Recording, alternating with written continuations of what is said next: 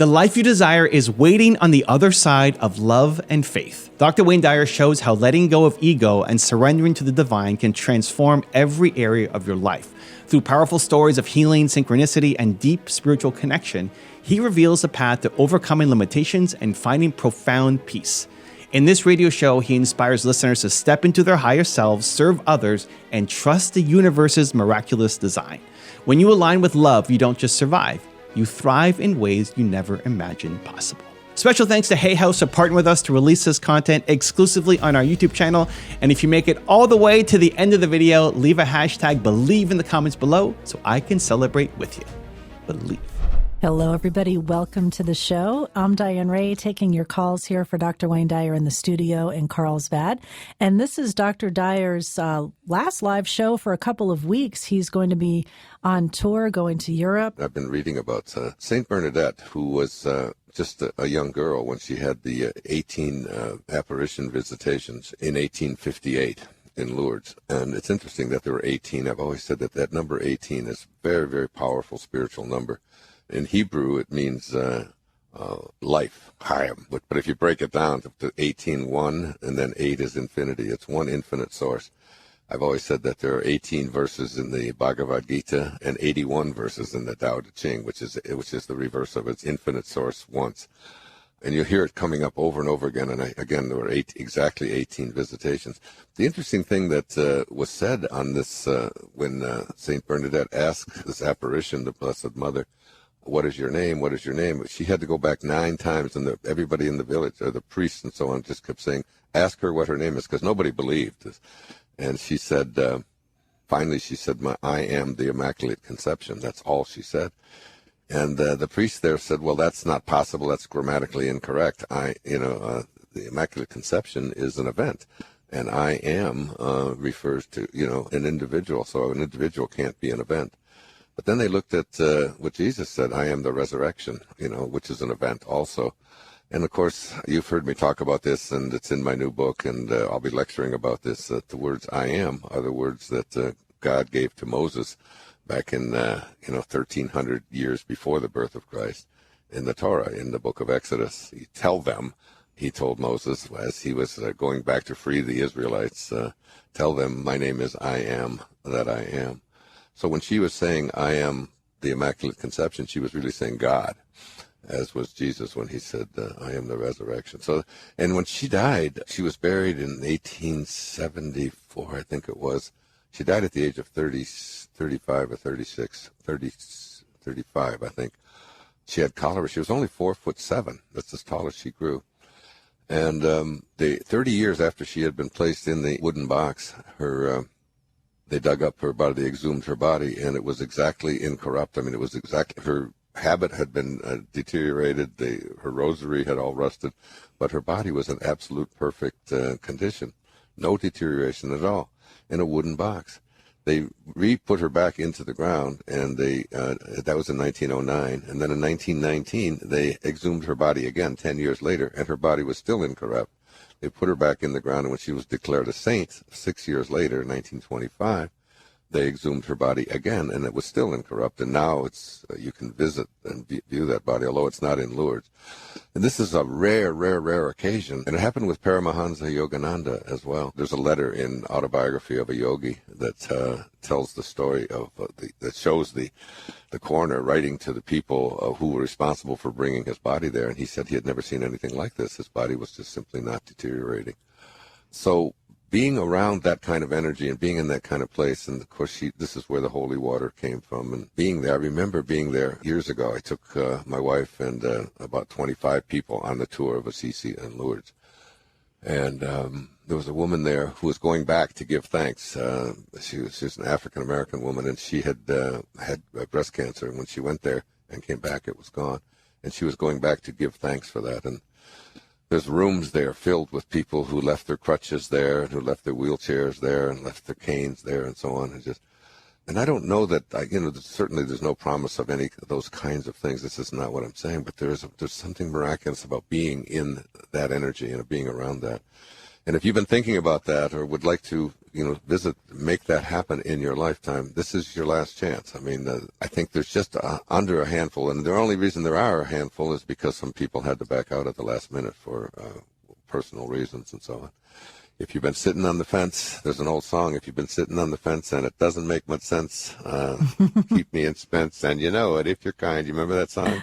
You don't remember. You're too young for that. If you don't keep us apart, make up your mind. You're undecided now, so what are you going to do? Get off the fences. Anyway, I'm just encouraging whoever you are. I know I'm talking to someone, and you'll probably sign up today or tomorrow and tell me about it when I see you.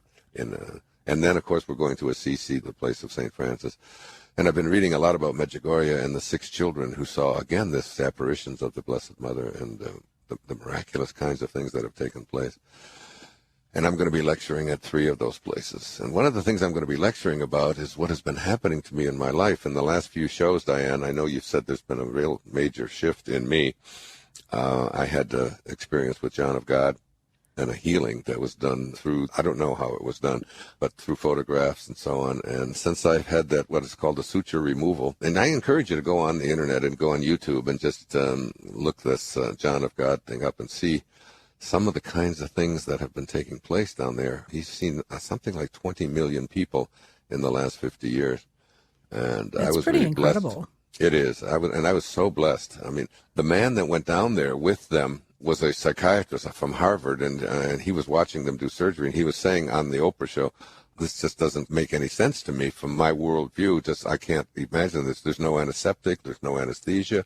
It doesn't seem to be, doing things in the way that we're taught. And there's never, ever been any report of infection and people being cut into and having their eyes scraped and so on. And this physician who was down there to observe this with so much skepticism, when he left, he was walking along the casa there, and somebody noticed that his shirt was bleeding, and all of a sudden there was a little incision right underneath his heart. And the lady who had worked there for all those years said it was the entities who had actually decided to open his heart, and this is literally open his heart. And he was saying, I don't have a bleeding disorder. They couldn't stop the bleeding. It was going on for an hour, and then finally that it did. And he has now become just totally reversed.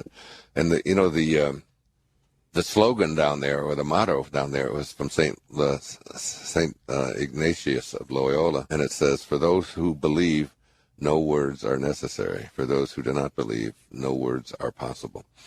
And if you have an open heart and an open mind, and I kind of went into this surgery thing by my friend, eye doctor, Raina Piskova, who's an eye surgeon in California. She, in Madeira, she went down there and she was just so absolutely 100% determined that I needed to have this experience, because she had been down there twice before and had these amazing healings taking place. And I was supposed to go down with her, and I didn't. I had to cancel because of... I didn't have to cancel. I guess I chose to cancel because I wanted my writing. I had writing deadlines, and I didn't want to give up that writing time. I was going to have to be down there for 2 weeks. But she was just so determined and has so much faith in me and so much love for me that she went down and insisted that I have these photos taken, and went through this process, and then finally got, after having sent these herbs up to me, FedExing them up to me, and went back down again. And John of God finally said, first time he said no.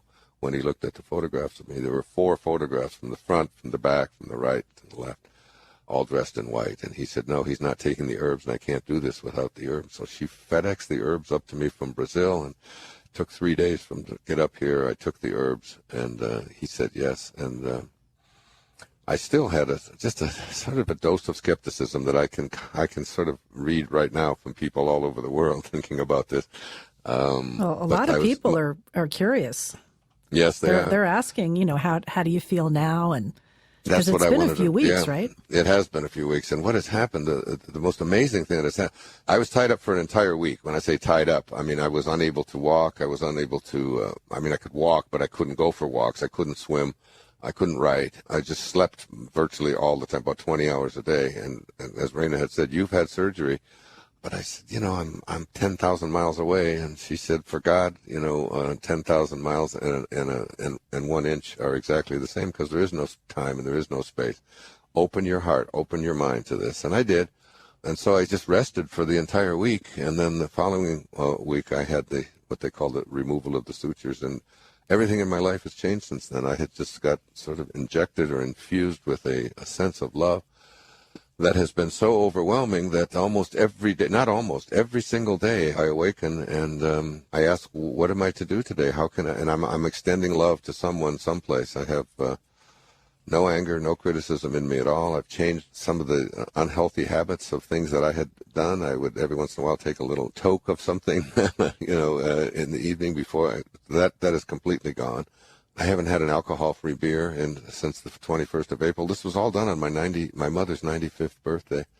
And I just walk around just in a sort of a cloud of love. And I've got a lawsuit that is going on in my life that I've just sent love to those people. And I just feel more peaceful. But more than that, my body has just undergone some radical changes. I'm 71 years old. One of the things I heard is that one of the things that you guarantee that you get as you get older, if you're wondering what you're going to get when you get older, one of the things you're definitely going to get from the universe is more trips to the bathroom.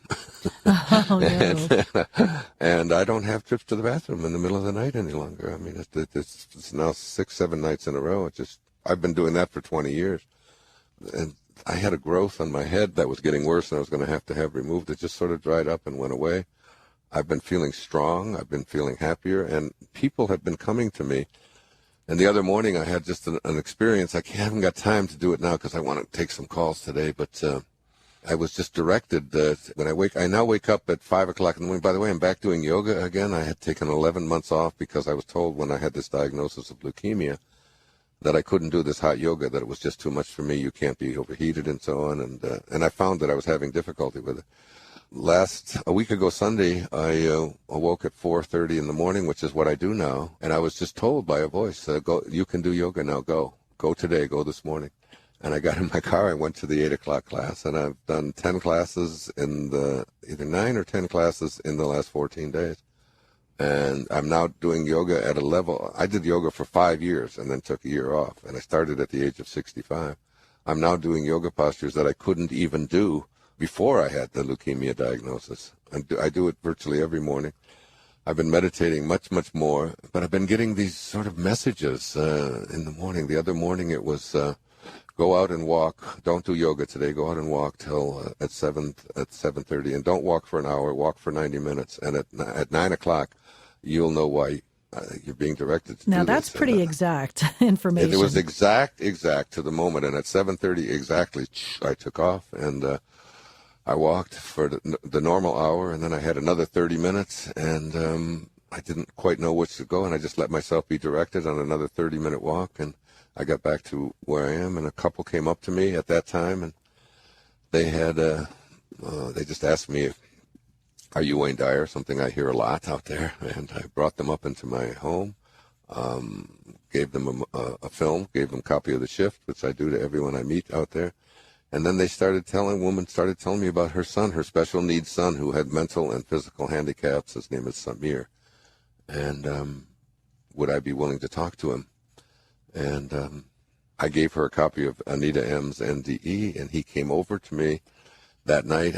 He has some kind of congenital disease or disfigurement, so he doesn't have any wrists and he doesn't have any. His legs he's only maybe 4'10" or so, 4'8" maybe. 22 years old, and she brought him over and she said, "You wanted to ask Dr. Dyer a question," and he asked me, "Why does God, this young man who was somewhat handicapped, but just a beautiful soul." I'm getting very emotional here. He asked me, he said, why does God let some people suffer the way I've suffered and my mother has suffered taking care of me for all these years? And I responded in a way that I've never responded. I don't even know where this enlightenment or this love or whatever it was came, but I just said, you suffer because you identify yourself with your body and you really believe that this is who you are. And you are not. This is just your curriculum to God. And once you let go of your attachment to that and realize that it was him, his mother, his father, myself, my daughter Sage, and her girlfriend Ali, all 6 of us were in the room there. I said, there are 6 people here in this room, but and we can all see who we are and what we look like and what our differences are. But there's only one mind, and all of us are using this one mind, and this one mind is called God. And that's who we are. And this body that we're in just changes continuously. I talked to him, and I could just see a weight lifting off of him, and he smiled, and he was so happy. He can hardly stand, so they wanted pictures taken, so I held him. And when the mother walked out, she said, "You've lifted a burden off of me that I've carried since our son was born."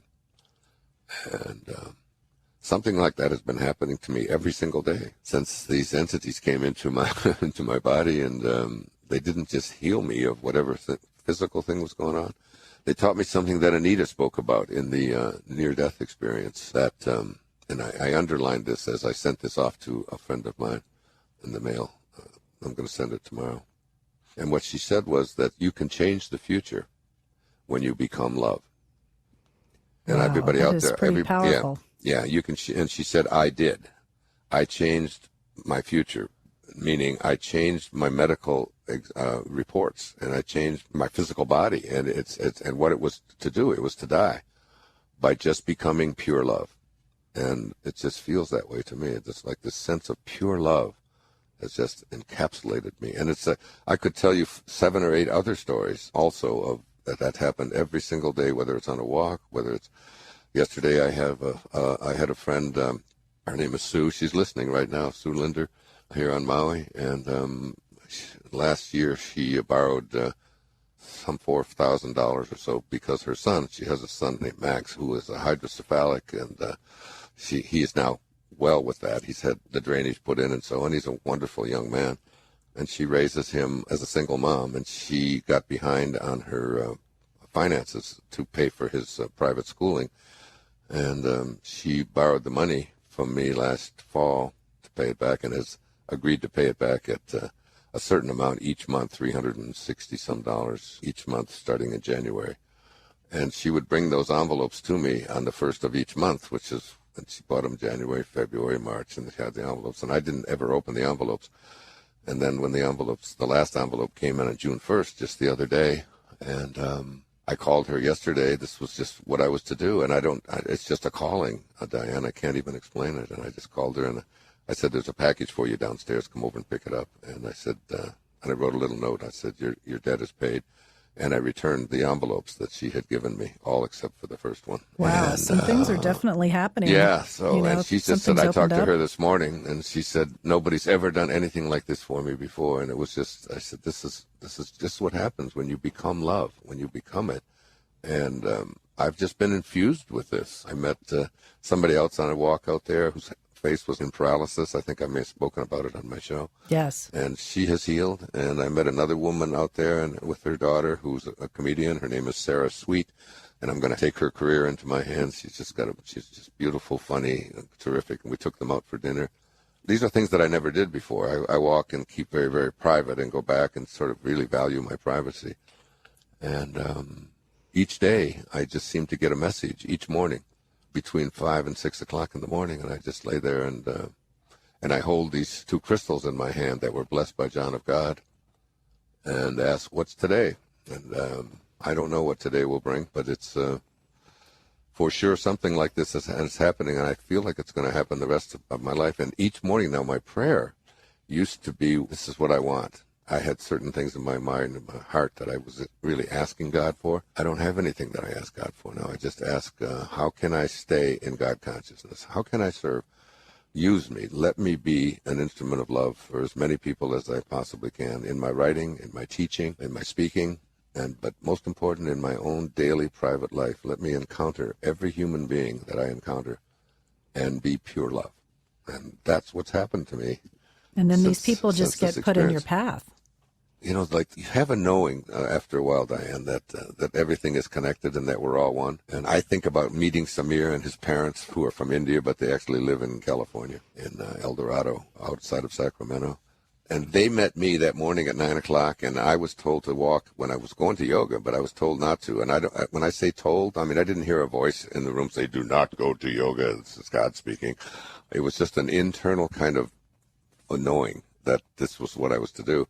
And I just really listened to it very, very carefully. And so they were going to have breakfast someplace else, and they had no idea that we were going to meet at 9 o'clock and that I would bring them up into my home and I would, and take pictures with them and give them books and tapes and CDs and movies. And so they had no idea about that. And they went one direction and then they decided another, and they were telling me all the, what, quote, weird circumstances that allowed them to get to where they were. And I thought about why I walked where I did and when I did and so on. Then we show up. And you stop and you look and you realize something else is moving all the pieces around. Just be at peace with it. Just be at love with it. And whatever's supposed to occur will just take place. And, right. And it's all perfect.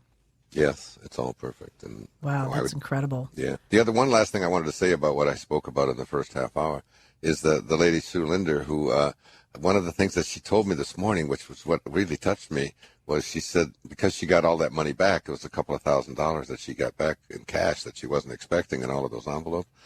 She said yesterday, I don't know what it is that she did for Max, her son, but she said to me, she said, Max said to me, this is the greatest day of my life.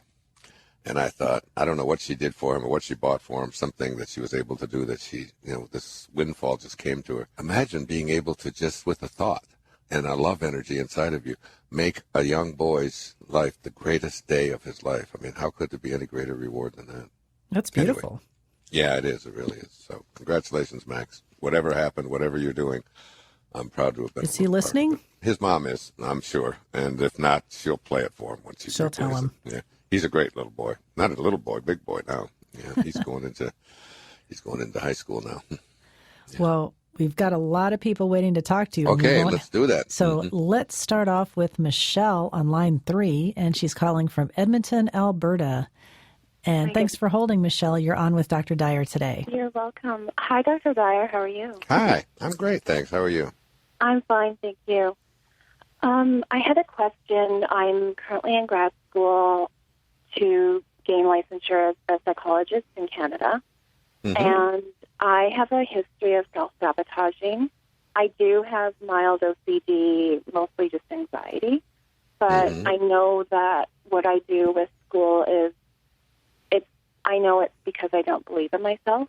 And I really don't know what to do to get over this. I've tried a bunch of different things. What have you tried? I mean, positive self-talk, meditation, journaling, writing notes to myself when I'm trying to write papers. I mean, talking to my psychologist, just I know what the core is. Everything that you've tried is coming from your ego.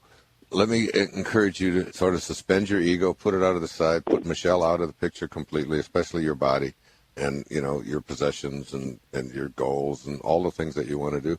And just ask yourself, if I were God, what would I be doing? Okay.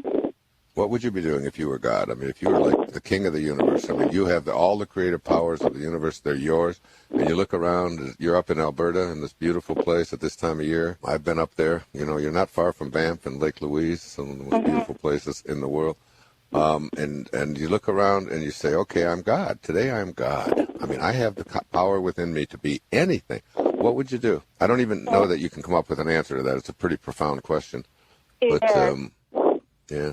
But think about it. Okay. Think about it after you hang up the phone. Think about it, because if you can do... Did you hear me talk the first half hour of the show? Yes, I did. Yeah. Great. Yeah, and those things that I have been doing have brought me probably the most joy, the most fulfillment, the most contentment, the most happiness, the most sense of living a fulfilled life. On my 71st birthday, on May the 10th, I was in San Francisco, and I spent the day talking to homeless people and giving money away, and just putting like a $20 bill or a $50 bill into the hands of many of them were drug addicts and so on. But it was the most memorable birthday of my life, and it was another one of those things that I was just totally just directed to do. And I'm not asking you to go out and do that, but I'm asking you to. You've got, just in the brief conversation that we have, you said I've got sort of OCD, but it's really just anxiety. All of these labels, all of these things, all you have to do is just be love. Just be love. Just like go look out around yourself and say, how can I serve? How can I make somebody else's life better? What can I do to stop thinking about myself all the time and what's in it for me and what I'm going to do? Because when you do that, everything that you're here to do, you'll be directed by. I mean, there is, when I said earlier, there is something bigger moving the pieces around, that something bigger wants you to be like it is. And what it is just an all-giving, all-knowing, all-loving, here's the universe, here's endless abundance, here's the sky, here's everything that you could possibly want. Just share everything that you are. Just share it. Just give it away. And all of the things that we call, quote, problems. I mean, A Course in Miracles has a wonderful line. It says, you have no problems, though you think you do. And our problems are just because of the way we process this world. If you can do that, your licensure will be taken care of, your psychological things. And as a psychologist, when you do get your degree and your license and so on, you will be the greatest psychologist ever. You'll be the one that people will want to keep coming back to, because you'll be teaching people this very lesson that I'm trying to teach you right now. Okay. That's very profound. Thank you. Yeah, I want to be profound. I'm going through quickly because I want to get as many people in as I can today. But what I've just said, replay it when you replay the radio show. Just think about that. And when you hang up, go out and just remind yourself, if I were God, this is how I would behave. And try to find 4 or 5 people today that you can assist, even but with just a smile or a flower or a dollar or a gift or taking them to lunch or something. Just try doing that today. Make today a day of just giving, and you'll know what I'm talking about. Okay? Thank you so much. Thank you. Thank you, Michelle. God bless you. And let's go to Terry, who's on line 1, calling from Scottsdale, Arizona. And Terry, welcome to the show. Thank you so much. I am probably shaking so much right now. But, really? Yeah. Me too. Me too. And I'm just getting over, sorry, got a little bit of a sinusitis. I'm getting better, though. And the miracle is, Dr. Dyer, I would probably have been working today, and I caught the last 15 minutes on you on Channel 8. And today? I just stayed on, I think it was Saturday. On PBS? Mm-hmm. Uh-huh. What you've done, you have definitely changed my life and my husband's life since you've been on Channel 8. That's when we, first heard about you a long time ago. I've always followed you.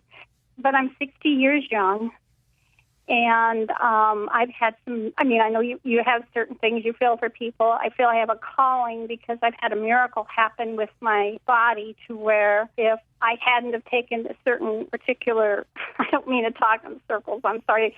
But that's okay. I can understand you clearly. Tell me the miracle. What was the miracle? Well, I've always been believing in natural products.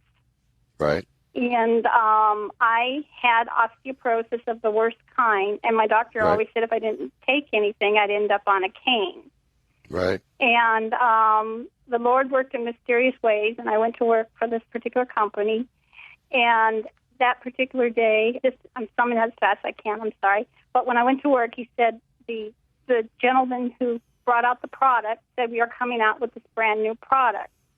Well, let me tell you, I would be at the point in 2006 where I'd have to pull on something to, stand up and all that kind of stuff. And I was I'll go up a little quicker, and my story's been quite a few times. Today, my back is in the best shape. My chiropractor can't even believe I'm like the same back. I'm in better shape than my kids.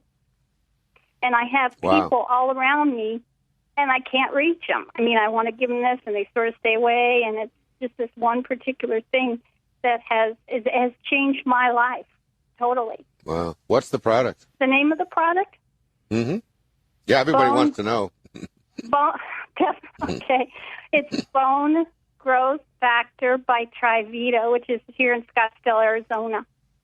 Bone Growth Factor. Okay, well, people can look that up, and and it might be the bone growth factor that did it, but I suspect, like you said the words, the Lord works in mysterious ways. They're only mysterious because we have limitations, because we think that we know the answers, and science is what proves it. It's like, I loved watching the scientist who went down to John of God's walk out and had invisible surgery performed on him while he was in there, and had his heart opened, and has now become open to, that science tells us this, and this. And the fact is that, that all things are possible. All things are possible with God. And it might be the bone growth factor that you're talking about, and I hope that it is. And if there's people out there with serious osteoporosis, check it out. But I also suspect that you've had a shift take place in your life. And I also feel, what is your name? My name is Terry. Terry, you might have you thought about going on this trip to Europe with us? I heard that.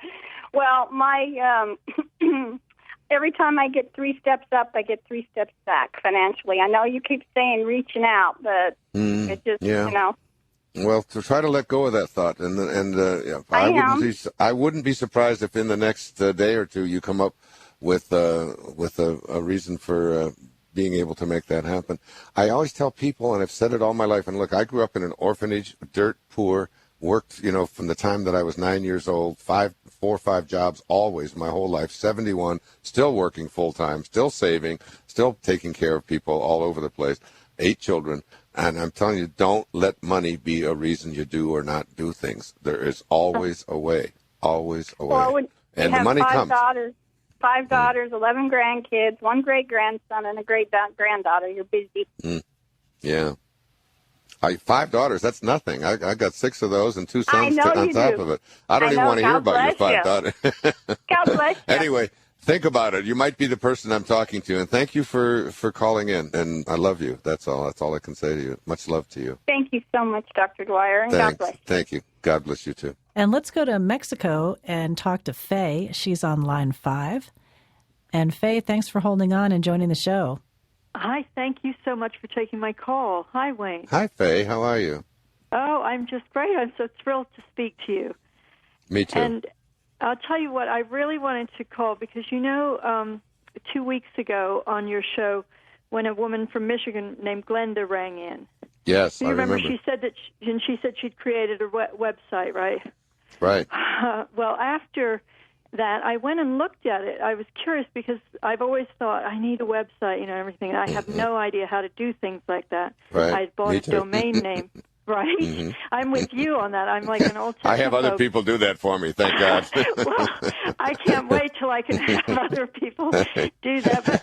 But, visualize it. Visualize it. Anyway, go ahead. Well, what happened is I went to her website, and I looked at it, and everything it was really nice. But then I noticed at the bottom was a little thing. It said, make your own free website. Click here. Mm-hmm. And I clicked on it, and literally within about 2.5 hours, I had created this beautiful website for myself. I mean, I still am just in shock. And what is it? Well, I'm an integrative life coach. So the title of it is Stop, Slow Down, Breathe. Okay, then, you got it. That's your website. I love that. Stop, slow down, breathe. You mean the actual name? The URL. Yeah, what's your website? It's followfaye.yolasite.com. Okay, it's on there. Great. Yeah, so tell me. It's really a miracle to me. I haven't. Yeah. I mean, I can't tell you how. It was as if angels or something just helped me. Just right then and there, I created it, and now I got a client from it because I got a PayPal button on. So I've actually got a woman that I've now done a session with via Skype in New Zealand, and I'm in Mexico. So now I'm really nervous because this is what I've been working towards since 1998 when I first heard of a woman, on the phone, life coaching in a Winnebago somewhere. Right. And finally I'm here. I'm in this beautiful house in my dream town in Mexico, and it's all happening. And I feel what always happens when I get to these points in my life, something undermines it, and it's about money. I never have any money, and I get nervous about charging and stuff.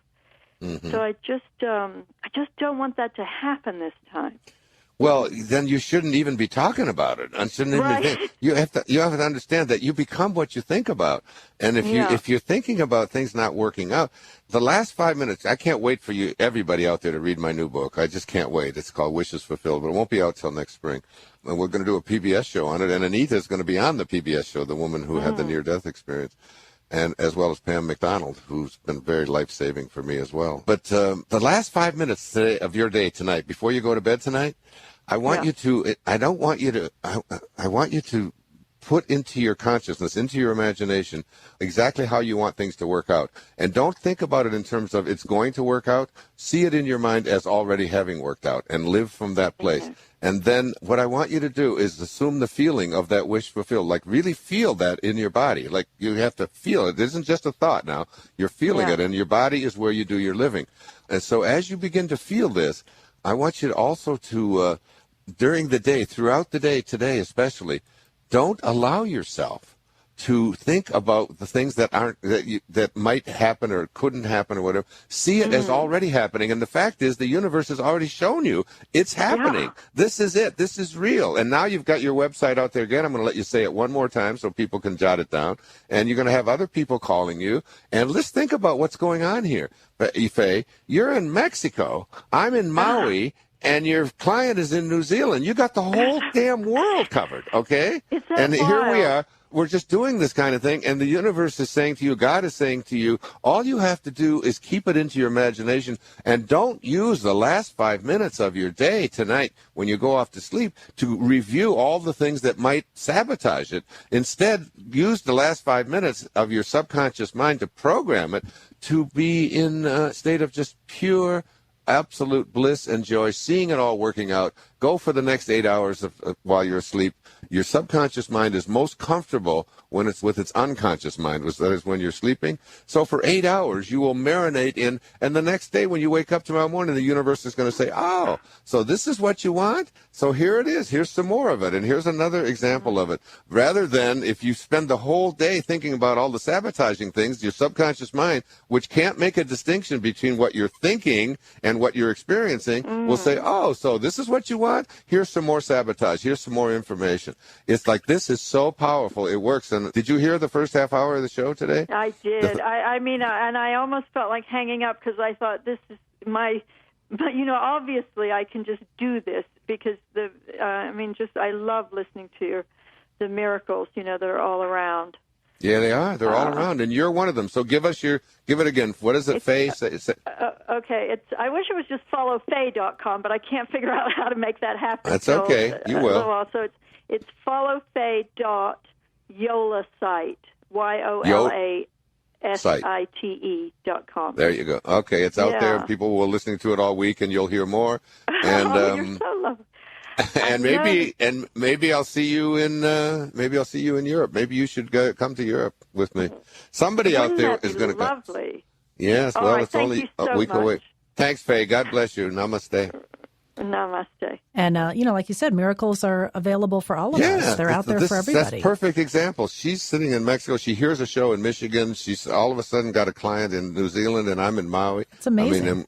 It's like the whole world is ours. The whole world is ours. It is. Let's go on. Can we get any more calls? Yeah, we can get probably one more call. Let's go to Greg on line 7, calling from Philadelphia. Good afternoon, Dr. Dyer. It's a pleasure to speak with you. Likewise. How are you, Greg? I'm doing well, trying to take a positive attitude. Good. I have been a follower and reader of yours for many years through a great many challenges in my life. Mm-hmm. I am at a crossroads right now. I am dealing with panic disorder, severe panic disorder. I've been dealing with it now since January of 2008.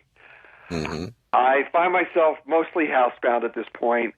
I am now unable to work, and I'm really unable to do much of anything with respect to socializing. I used to do a lot giving back to the community. I'm not able to really do that any longer. And for the first, I would say, 2 years of this, I really tried to take the approach of just going with it and just letting it run its course and not really thinking about it, not trying to give it any power. Right. And it's now that we're past 3 years, I am truly at the point where I'm discouraged and I'm at a loss because a lot of the tools, a lot of the teachings that you have provided that I have followed, I'm now at a point where those things are not providing me that ability, or they don't seem to be providing me that ability. I have to stop you because we only have a few minutes left, and I want to help you if I can. First of all, there's no such thing as severe panic disorder. It doesn't exist. If I ask you to go out and bring me some severe panic disorders in a box or wrap it up, put it in a bucket, you'd never be able to find it. Severe panic disorder is just a name that you have allowed yourself to place on the way that you process life. And so I urge you to begin to process your life in a different way. But I just got a very, very strong sense while I was talking to you that there's something going on with you, either nutritionally or you are putting something into your body that is poisoning you. I just kept feeling that very, very, very strongly. Are you overweight? No, absolutely not. I've always been very big fan of physical fitness. Always worked out, always watched my diet. Okay, so you're physically fit. Do you smoke? Do you drink? Do you use drugs of any kind? I have not put anything like that in my body, no. No. Are you taking medication for this? I do take, yes, I do. I take medication for these kind of things. So you are putting very serious drugs into your body. What are they? It's Klonopin. Oh, boy. Okay, Klonopin is a drug. I'm not a doctor. I'm making this disclaimer right away, but Klonopin is a drug that is fat soluble. It's not water soluble. So that many of the drugs that you take that are water soluble, you pee them out at the end of the day. Right. Klonopin is the exact reverse. It's like Xanax. This is the drug that stays and is stored in your body. You need to get into a detox center and get off of Klonopin, and you will be healed. Okay? I'm just telling you. How much of it are you taking? It's 1 milligram 3 times a day. Oh, boy. So you can't just go off of this quickly. You need to get to a detox doctor someplace and get yourself worked to a place where you can get this stuff out of your body. It is toxic to you. It is poisoning you. It is killing you. And as I said, I'm not a medical doctor to giving prescriptions over the air. I'm just saying this is one of the most dangerous drugs in America. Be very careful. See if you can get yourself freed from it and begin to see yourself as, and you have to be careful because you can have seizures going off of this if you got so much of it in your body for the last 3 years. You need to get to a place, check yourself into a place and make your determination, I am going to be totally drug-free. You're physically fit, all of those kinds of things, but this is something that's in your brain at all times. Got it, Craig? I got it. I appreciate it. Thank you so much. Okay, you need to do that. God bless you. See you guys in a month. Dr. Dyer, welcome. Hello.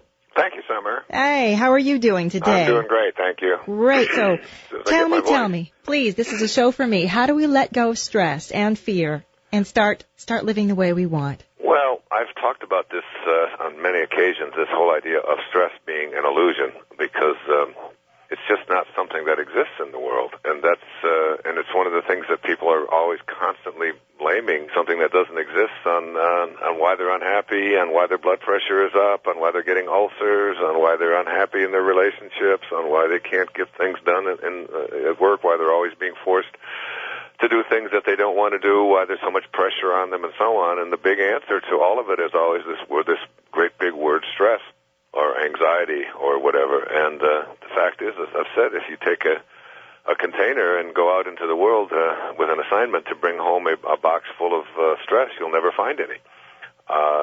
So what there is in the world, though, are lots and lots of people who are thinking stressful thoughts. And stressful thoughts are, I think the thing to understand about them is that, first of all, is that they originate with us. That you, whoever you are, you're the source of your stress. These are choices that we make to process an unpleasant event in a way that is going to, be invasive in our lives or going to be painful in our lives and so on. But most people, what they do is they blame the outside forces for making their life stressful, which, of course, makes for more and more stress. So what they're doing is waiting for the economy to improve, or waiting for their spouse to change his or her behavior, waiting for the kids to grow up, waiting for a new political party in Washington, or whatever it might be. And there's this constant belief out there that if only the world were different, if only things weren't the way they were, then I wouldn't have to be so unhappy right now. And it's basically the source of almost all of our problems in all of our relationships.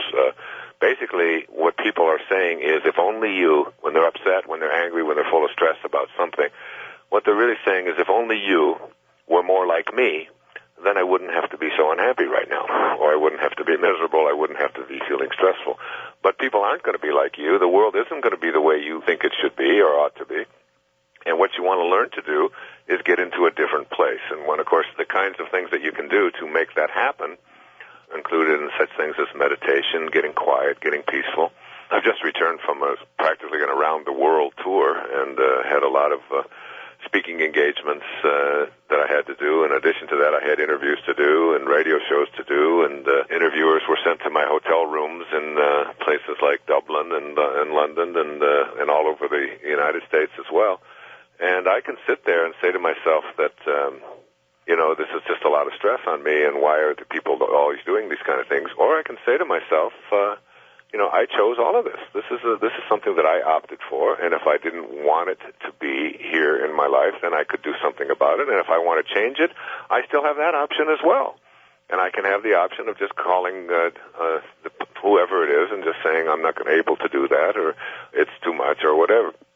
And that little piece that Debbie Ford had on just before the show started, I think is really relevant. That whole willingness and ability to just say, no, this isn't something that I intend to take on. Thank you very much for offering me that opportunity. And you can do that very peacefully and very calmly. I have a chapter in The Power of Intention. It's chapter 11. And I think it's really very, very helpful to those of you listening.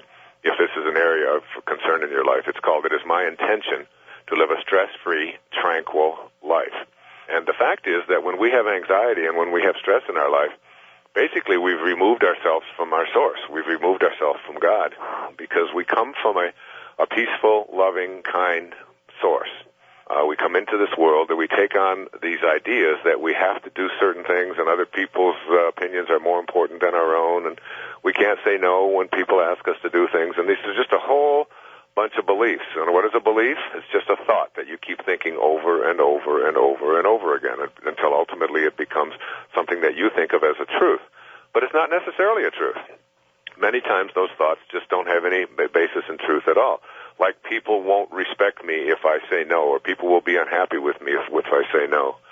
But the fact is that people respect you more when you say no than when you just automatically go ahead and do something that you don't want to do. So what I have done when I got back from this trip, and I always say that if I can get a picture of myself returning back to Maui and returning back to this place that I love so much, and being out on the beach and doing my running and practicing and tennis and all of these kind of things, that if I can get that picture in my mind, then what I'm going through at the time is much easier for me to enjoy it. So rather than sitting around, people say, well, you're 6-hour difference in time zones, you're 11-hour time zones off, and I say, I don't do jet lag. I just don't, because jet lag is just a thought that you think over and over again until it becomes a belief that you have to be stressful when you change time zones. So when I change time zones, I just remind myself what my friend Ram Dass said. Just be here now. Be here in this moment. So I'm now in England, or I'm in Ireland, or I've changed time zones. This is where I am, and I don't allow myself to think a thought that is going to interfere with that. Then I get on an airplane, and instead of getting on an airplane and saying, oh, my God, all of these flights, and I've got to go through security, and I've got to go do all of this, I just change my mind about all of that and just decide that this is going to be a pleasant, lovely, nice, kind, fun experience. And to remind myself to not take myself so seriously. And in the Power of Intention, we call this rule number 6, which is don't take yourself so seriously about everything. Another thing that I remind myself of over and over again, and I just got this from a wonderful book written by Susan Monk Kidd back in the early 1990s called When the Heart Waits.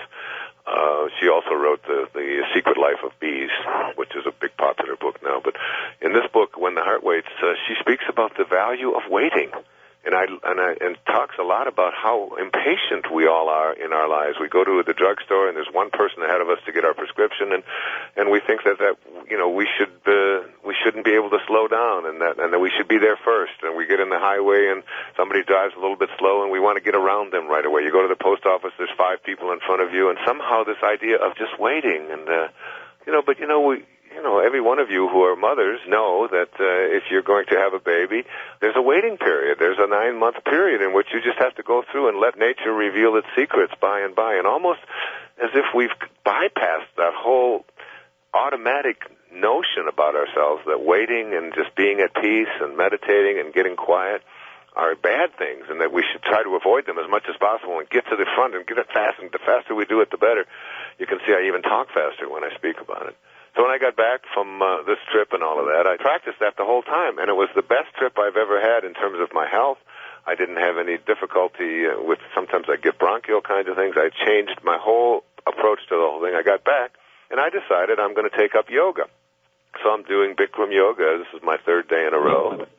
And going in there and sweating and doing all of these things and trying to stand on one leg and move my other leg behind it and sit down and stretch my leg out to the... I can't do about 70% of what those other people are doing, but nevertheless, I'm there and I'm doing it, and I find that just doing 90 minutes of yoga every day is one of the most peaceful things. And all the things that stressed me out about so many things just aren't even a part of my life any longer. So those are some of my suggestions, and maybe we'll take some calls about them. Wonderful. The best thing I heard in there is that stress is entirely self-created. Exactly. There's none in the universe whatsoever, even a hurricane and all of that. It's like it's our reaction to it that causes us to have problems, and we always have a choice in what we think and how we process things. Absolutely. Dr. Dyer, what do you say we go to Amita, I believe, or I'm probably mispronouncing that. Amita, she's in London, and she's been waiting on the line for you. Hi there. Amita, welcome to the show. Hi, Dr. Dyer. Hi there. How are you? I'm very well. You are my guru. You are my mentor. Oh, well, thank you. I met you in London a couple of weeks ago, and it's a real honor to be able to speak to you. Thank you. I love your city. You know what I discovered? Can't wait to have you back. You know what a cab driver told me? Yeah. He said in 1890, when they had horse and buggies to take people across the town, that you could actually go from one end of London to the other faster by horse carriage than you can today in a cab. So I believe he's absolutely right. So many cars. But no stress. But there's no stress with that.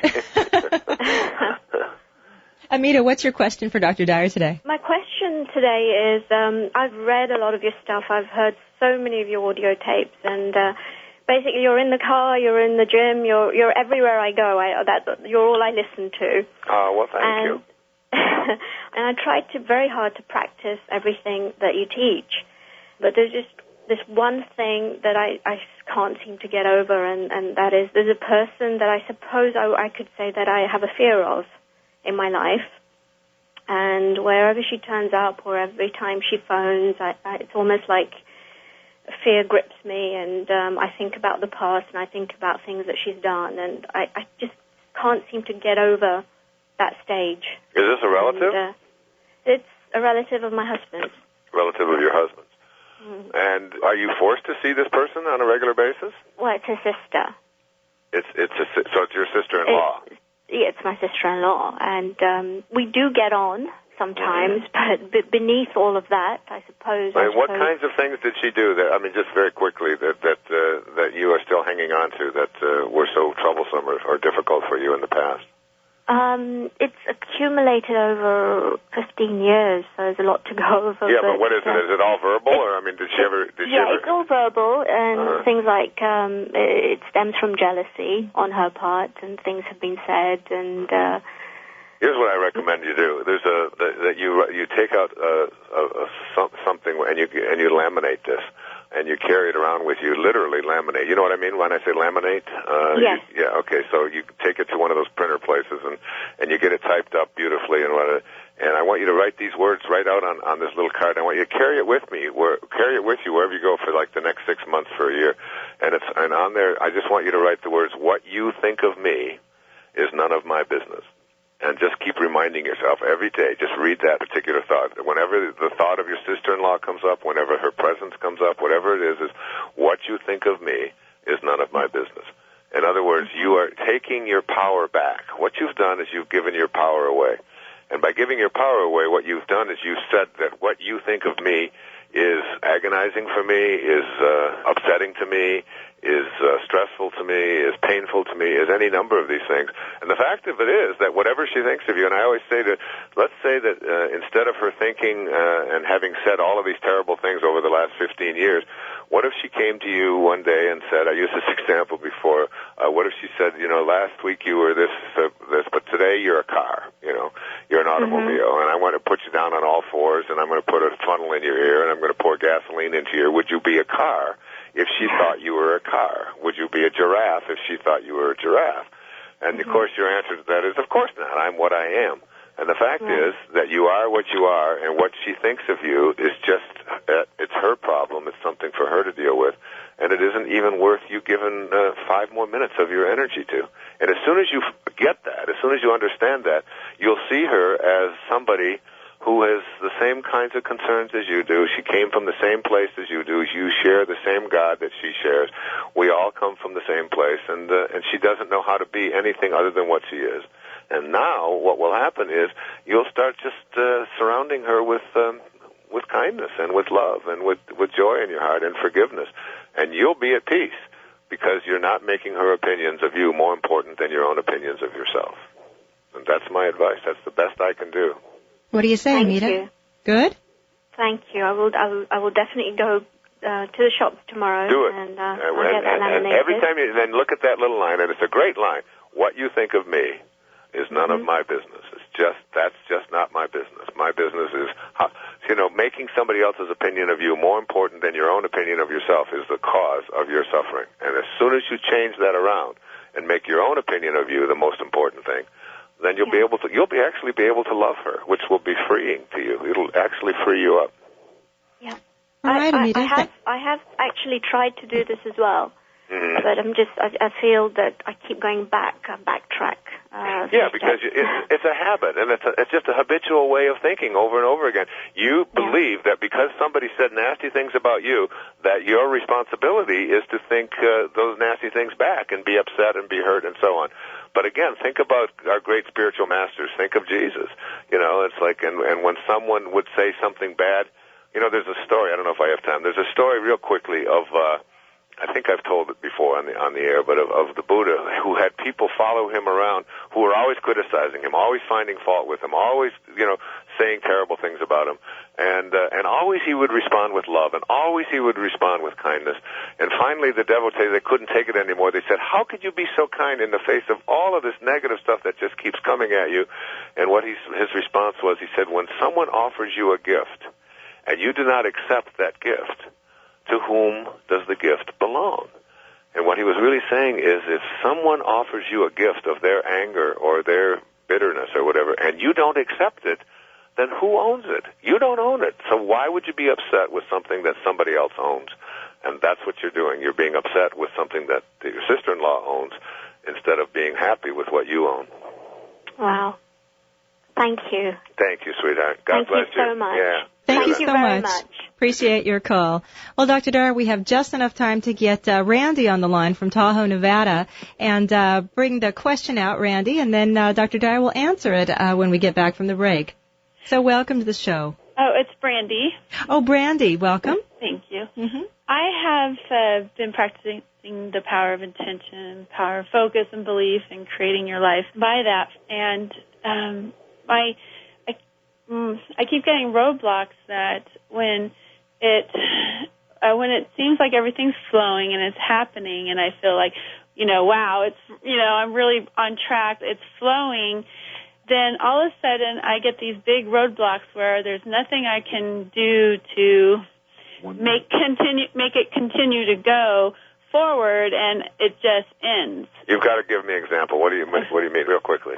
It's happened in all areas of my life. It's happened in relationship. It's happened in a business opportunity. But what would be an obstacle that you just can't overcome? What would that be? I'm trying to think of what that might be.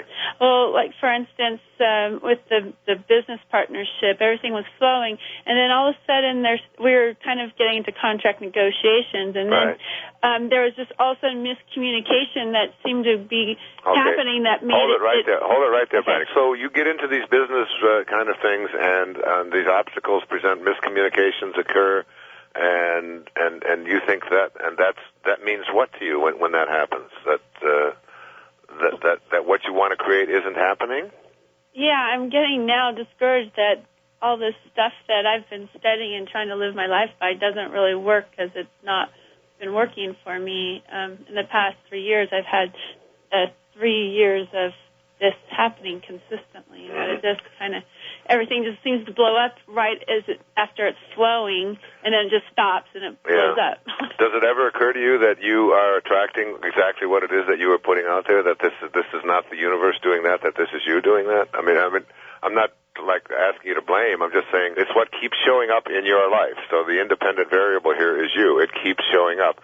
you keep maybe anticipating it, expecting it, not believing you're worthy of it, thinking that this is the way things always are going to go for you, whatever it might be, and there's almost like an anticipation that when we're going to get close to the edge, but we're never going to be able to jump in and really make this happen?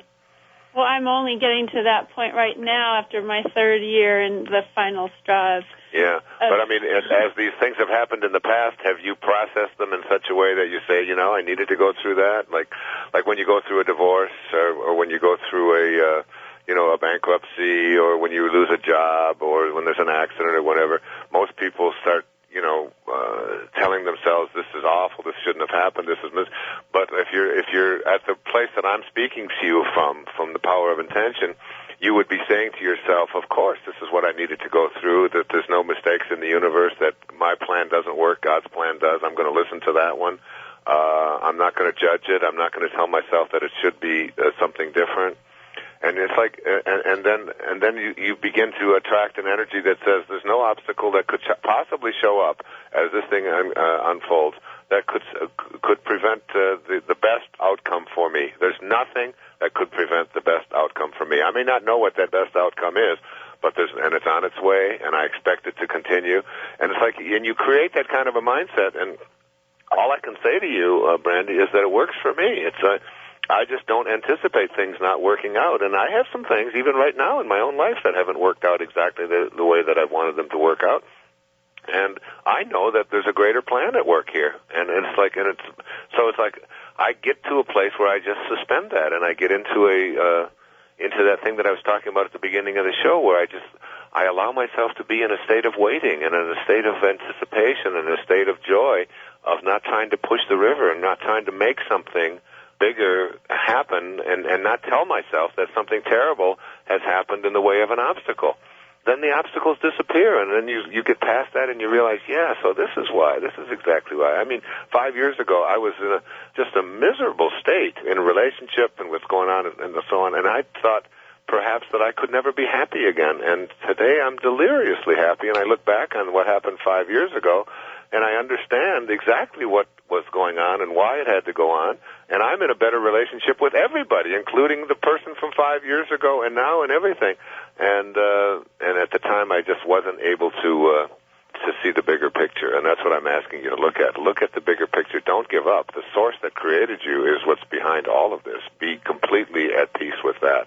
And whatever you want or looking for, anticipate that it's coming rather than that something's going to blow it up. That's my advice. Oh, I hope that something does happen. What about this relationship thing? What happens that you said something of relationship? Well, I felt like I met that right person, and that we were brought together at the right time in the right place, and then all of a sudden the relationship seemed to change. He seemed to change, and it turned into this wonderful, beautiful relationship to a verbally abusive one that I just could not, have in my life. Yeah, and you can't see the greatness in that and the joy in that and what you were taught there and so on. I mean, I can't see the greatness of why, each relationship seems to, you think it's right, and it just seems to not be. Yeah, except that, when you are in what you think is a beautiful relationship, and then it turns out that somebody becomes verbally abusive, it's like it teaches you so much about entering into those kind of relationships in the future, meaning attracting those kinds of people. And before long, you won't even be, those kind of people you won't even allow them to show up in your life. It's like as soon as the first little hint of verbal abuse that just starts to show up, the first little hint of disrespect or physical abuse or any of it, the first little hint of it, you are so now in touch with who you are and what you anticipate and what you are worthy of and what you're going to have in your life, and you have such a strong knowing about that you just very gently just move on and say, well, thank you, God. Thank you for letting me see this here right now in this moment, and off you go. And you don't have to go through this long period of suffering that you go through now. It's all part of a great learning process, and the right person's on its way. You just have to open up a door and allow that person in. We've got to move on. Okay. Yes, okay, Randy, it's time for us to go. But thank you so much for your call. That was a lot of good information in there about a couple different situations for her. What do you say we have Natalie on the line from Montreal, Canada? And she's got a question for you, too, as well. Hi, Natalie. Hi, Dr. Dyer. How are you, my dear? I'm fine, and how are you? How are things in Montreal? In Montreal, they're going fine. Good. Yeah, beautiful weather. That's great. The reason I'm calling is I'm having a lot of problems because of stress in my life. My father was sick over the summer. The operation went very well, but ever since then, his mental aspect has really degraded. He's practically driving us up the walls, my mother and myself. And we don't know how to deal with him anymore because he gets upset if it's too cold in the house and he wants to put up the heat. He'll even call the police. He's done all kinds of things that we really do not know what to do anymore. Is it a dementia? Has he got a form of dementia of some kind? Is he? We don't know because now they're talking about maybe getting psychiatric evaluation done because last night he called the police. So my mother has a resource person that she can talk to, a social worker. And when she called her today, she goes, I think we're going to get him evaluated and all that because he's really draining her. Yeah, and when someone gets to that point, how old is he? He's 76. And the worst part is that he's the one who has basically given up because his operation went very well. He has no reason. The doctors say, no, everything's fine. You shouldn't have all these problems that you say you're having. It's hard to get inside of his head and understand what's going on from his perspective. I mean, especially after having had surgery. That's a very traumatic thing, and it may be something he may believe that something has been rearranged inside of him that is making him this way, even if there's absolutely no reason for it whatsoever. At any rate, we can't get inside of his head and change it, but we can certainly look at what your options are, and in addition to getting the evaluation and so on, I would really very strongly recommend that you go within yourself and make an absolute conscious decision that you are not going to allow yourself to be emotionally manipulated by the behavior of this man. Because that is what he is doing. He is really emotionally manipulating us. Yeah, absolutely. So you just make up your mind that's not going to happen. So when he starts behaving in these irrational ways and starts making these accusations, you let him know, just like you would do with a child that's having a temper tantrum, that this is not behavior that you're going to tolerate. You do it with love, you do it kindness, and you leave the room. You walk out. You say, and each time you condition yourself with this person that every time he behaves in these ways, what he's going to be doing is sending you away, and then you leave, and then you come back. And eventually, he will get it, that this kind of behavior is not something that is going to keep you around and make you unhappy and make you miserable and manipulate you. He'll get that this is behavior that's sending him away. That's the beginning. And you do this all up and down. You just surround him with love, as much possible love as you can. Surround him with forgiveness, and make your own conscious decision about what you're going to be. We've got William on the line. He also has a question for you, and I believe it may be about communication, just like we're talking about. William, welcome to the program. Hi, William. How you doing, Dr. Dyer? Good. How are you? I'm doing well. Where are you calling from? Ogden, Utah. Oh, great. That's Welcome. in the Rocky Mountains. Yeah, beautiful place. I've been up there. Yeah. Yeah. I have a question for you, if I could. Sure. Well, I've retired as a psychotherapist, and I teach at a local university, and I read your book, The Power of Intention, and that's a remarkable piece of literature. Thank you very much. I followed your career also and watched you grow and become the kind of human being you are. And one of the things I'm struggling to do is twofold. Number one, start doing some seminars to help individuals and couples with their relationships. And then secondly, to write a book about a concept that hit me a while back when I was teaching a domestic violence class. My question is, how did you get started? And if you could give me some ideas that might circumvent some unnecessary suffering, I'd appreciate it. Yeah, it's a good question. It's a hard one though, because everybody has to sort of follow their own path. I took a very unusual path when I got started. I've always been extremely, excessively, probably obsessively committed to what it is that I'm going to create, and I've never let any obstacles ever come. That's why I always have a difficulty with people calling me up and telling me about all the obstacles that show up in their life, because to me they were always just more indications of what I hadn't been willing to do yet. Because I don't ever believe it's not what you're willing to do, it's what's on your list of what you're unwilling to do, and that has to be a list that has nothing on it. And so for me, it was when I wrote my very first book, which was a counseling textbook, group counseling for personal mastery. I sent the entire manuscript out. I made 100 copies of it on a Xerox machine and sent it out to 100 different publishers, and I got 99 rejections, and I got one little place. It was called Educational Technology Publications in Englewood Cliffs, California, and they said yes, they would like to publish it, and so that was my very first publication. And when I wrote Your Erroneous Sounds, about 6 years later, I went in and talked to different publishers in New York, and I bought up the first 3 printings myself, because they didn't have any plans for it to go beyond just the first printing, and so I bought them up and I stored them in my ex-wife's garage. And circulated them myself and took them in a van and went across the country, and I literally spent 2 years on the road going from city to city.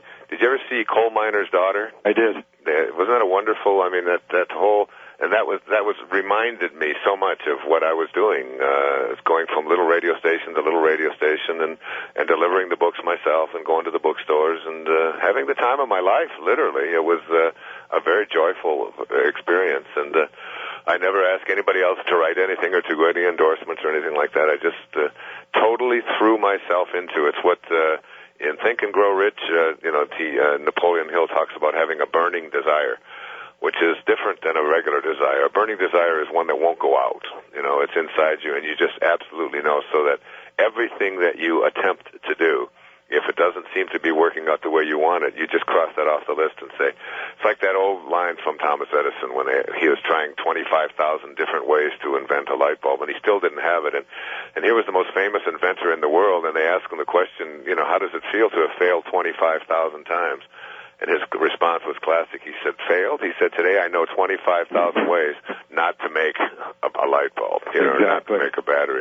And I just kept learning what not to do. And so I never think of obstacles as things that are bad. I always think of them, okay, one more thing to cross off the list. That one's not going to work, And the other thing is, I started out doing it in very small places, like up in Port Washington, New York, at the Educational Assistance Center. I gave a lecture every Monday night. I was a professor also at St. John's University in New York, and Monday nights were free for me. So I just offered a course, and like 12 people showed up the first time. Then we did it for 4 weeks, and I think they paid $5. After the 4 weeks were up, they told a bunch of people about it. They wanted to continue the course. We had about 30 people show up.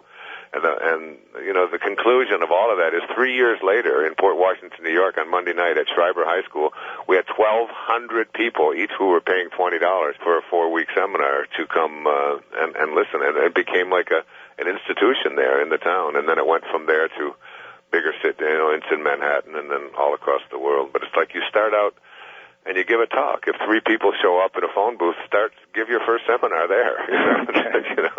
Don't have anything on your unwilling list. That's my best advice. Hey, thank you so much. Thank you, my friend. Continued success for you. Thank you, and God bless you. You live up there in a beautiful, beautiful part of the world. Thank you. God bless you. Thank you, sir. Thank you, William. We have Matt now on the line. He's calling from Arizona. Matt, welcome to the program. Yeah, hi. Hi, Matt. Hey. How you doing? And what is your question for Dr. Dyer today? I've identified my ego, and I actually have conversations with it frequently. Good. But it constantly wants to be in charge, and it sometimes lets me function. I've learned that the best way is to stay on top of my ego is to watch it, but it doesn't like this. Right? Yeah, exactly. So, and in fact, it's frantically always trying to, distract me, from doing this. You, Ram Dass, and others have advocated actually the death of the ego in order to remove that control. Right. But I have this sense that the ego does actually play an important role. Yeah, I used to think that too. I'm not sure about that. I've sort of changed my mind on that because the thing about the ego, the most important thing to remember about the ego is that it's an illusion. It's really the false self. I mean, that's what all of the great spiritual masters, that's what Patanjali was teaching like 4,000 years ago. It's the false self, the real self, is the Lao Tzu said that is real, which never changes. So the only part of you that's real is the part that's eternal. And everything else is an illusion, including all of those beliefs that you have about, what your ego is, and all of it's just like you're really slaying something that doesn't exist in the first place. If you just recognize that, then you'll be much more at peace with it. But we're going off the air here. I can tell that in about 30 seconds. So. Sure. Okay. Well, Sorry, thank you very Matt. much. We'll have to wrap Matt. that up. Great questions, and maybe I'll meet with you. We can all get together on Maui over here. It'd be great. Sounds great. Thank you. Sounds great. God bless you. Appreciate your call, Matt. That's a great idea for a show. How about a whole show about the ego and tackling that? Anytime. You that tell little me, monster. Summer. You're in charge. Bring your FX47 with you, and we'll do it. All right. Well, Dr. Dyer, thank you as always for being with us today. We look forward to having you on air again next Monday, same time, same place. I'll be here. Dr. Dyer, hello again. Good morning or good afternoon, wherever you are. Good afternoon. How's the start of summertime treating you in Hawaii? Well, I got to wait till tomorrow. I know I'm jumping the gun, but by 24 hours. Let it come. We're still in spring. Yeah. No, all is well. I'm having a glorious morning, as usual. Yeah. Well, let's go from that glorious morning to talking about loss and transition in our lives. What are your thoughts on this? Well, there's two areas there. One you mentioned as the whole idea of death, and the other is loss. And I'll talk a little bit about each one of them. I think what happens as you move in your life, as you begin to make a shift into becoming more of a spiritual being, having a human experience rather than the other way around. Most of us think of ourselves as human beings, having an occasional spiritual experience, maybe Sunday mornings or something. But by and large, if you begin to understand that everything that composes, as Jesus said, everything that composes decomposes.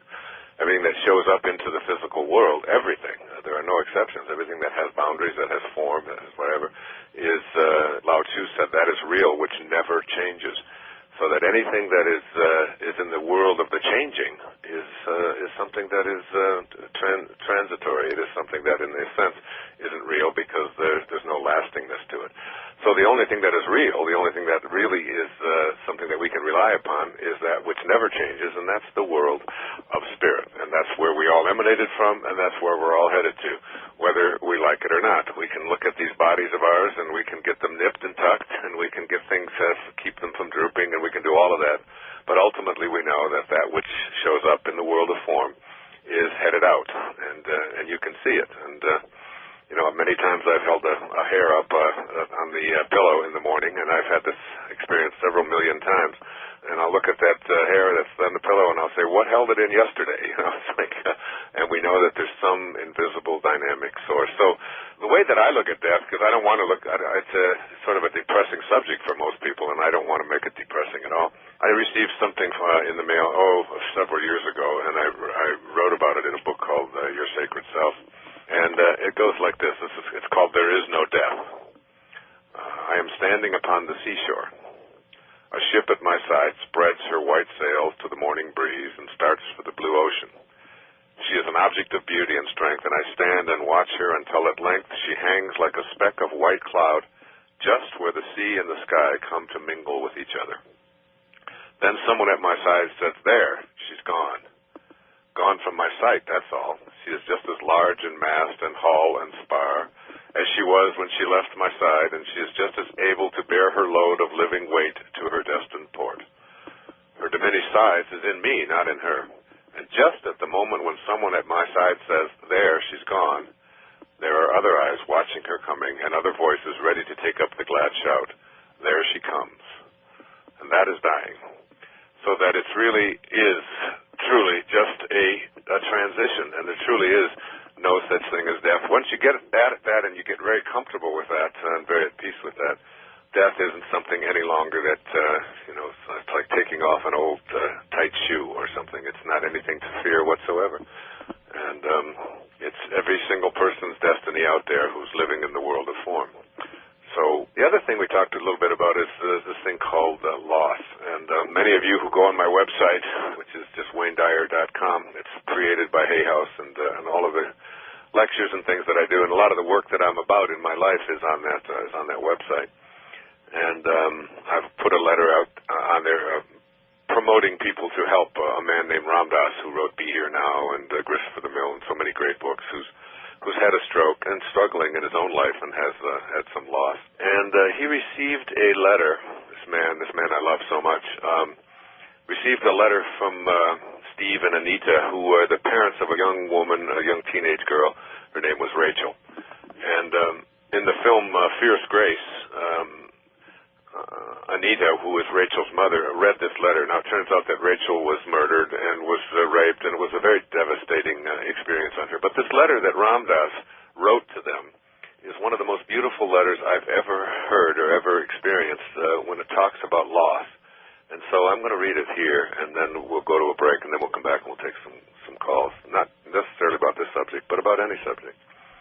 And here's what the letter goes. Dear Steve and Anita, Rachel finished her work on Earth and left the stage in a manner that leaves those of us behind with a cry of agony in our hearts as the fragile thread of our faith is dealt with so violently. Is anyone strong enough to stay conscious through such teachings as you are receiving? Probably very few. And even they would only have a whisper of equanimity and peace amidst the screaming trumpets of their rage, grief, horror, and desolation. I can't assuage your pain with any words, nor should I, for your pain is Rachel's legacy to you. Not that she or I would inflict such pain by choice, but there it is, and it must burn its purifying way to completion. For something in you dies when you bear the unbearable, and it is only in that dark night of the soul that you are prepared to see as God sees, and to love as God loves. Now is the time to let your grief find expression. No false strength. Now is the time to sit quietly and speak to Rachel and thank her for being with you these few years, and encourage her to go on with whatever her work is, knowing that you will grow in compassion and wisdom from this experience. In my heart, I know that you and she will meet again and again and recognize the many ways in which you have known each other. And when you meet, you will know, in a flash, what now it is not given to you to know, why this had to be the way it was. Our rational minds can never understand what has happened, but our hearts, if we can keep them open to God, will find their own intuitive way. Rachel came through you to do her work on earth, which includes her manner of death. Now her soul is free, and the love that you can share with her is invulnerable to the winds of change, time, and space. In that deep love, include me. In love, Ramdas. And I think that's as beautiful an expression of how you have to deal with some of the things that show up in our life that we just can't explain whatsoever, the losses, the struggles, the things that come and go. And particularly when people close to us are taken from us, whether it's violently or just accidentally or as a surprise. And that's my take on loss and death here today. Dr. Dyer, that was a beautiful letter. Did you say that is in a book someplace? It's in a DVD film called Fierce Grace, which is Ramdas in his wheelchair, as having had a stroke, talking to people about how to deal with the loss of his own mobility and his own ability to express himself the way he used to be able to, and so on. And the mother read that letter in there. But I'm going to put it in my new book on inspiration. Dr. Dyer, let's go right to a caller. I think we have Michelle on the line. Michelle? Yes. Welcome to the program. Hi. What's your question for Dr. Dyer today? Well, my question is, we recently, me and my two girls, have went through a move from Illinois to Colorado. And I have a young girl who's 14, and she just finished her first year in high school, and she's having a hard time. And I guess we all are, because we miss it so much back there, and everything is so new. I think we feel such a loss. And go ahead. It just seemed like such a good idea at the time, but now I'm just wondering if we shouldn't go back. Well, I can't give you the answer to that, but I can tell you to listen to your heart and to, why did you decide to leave there? Well, I'm divorced, and their father lives in Colorado, and he's lived here for the past 3 years.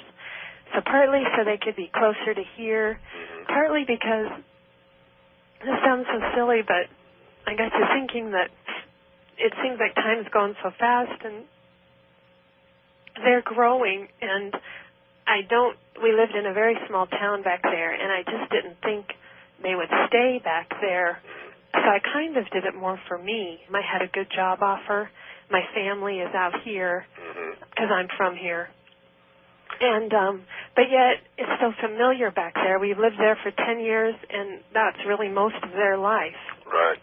Sometimes the thing that you have to really look at within your heart is whatever it was that motivated you to leave that familiarity and to move into this sort of unknown thing out there.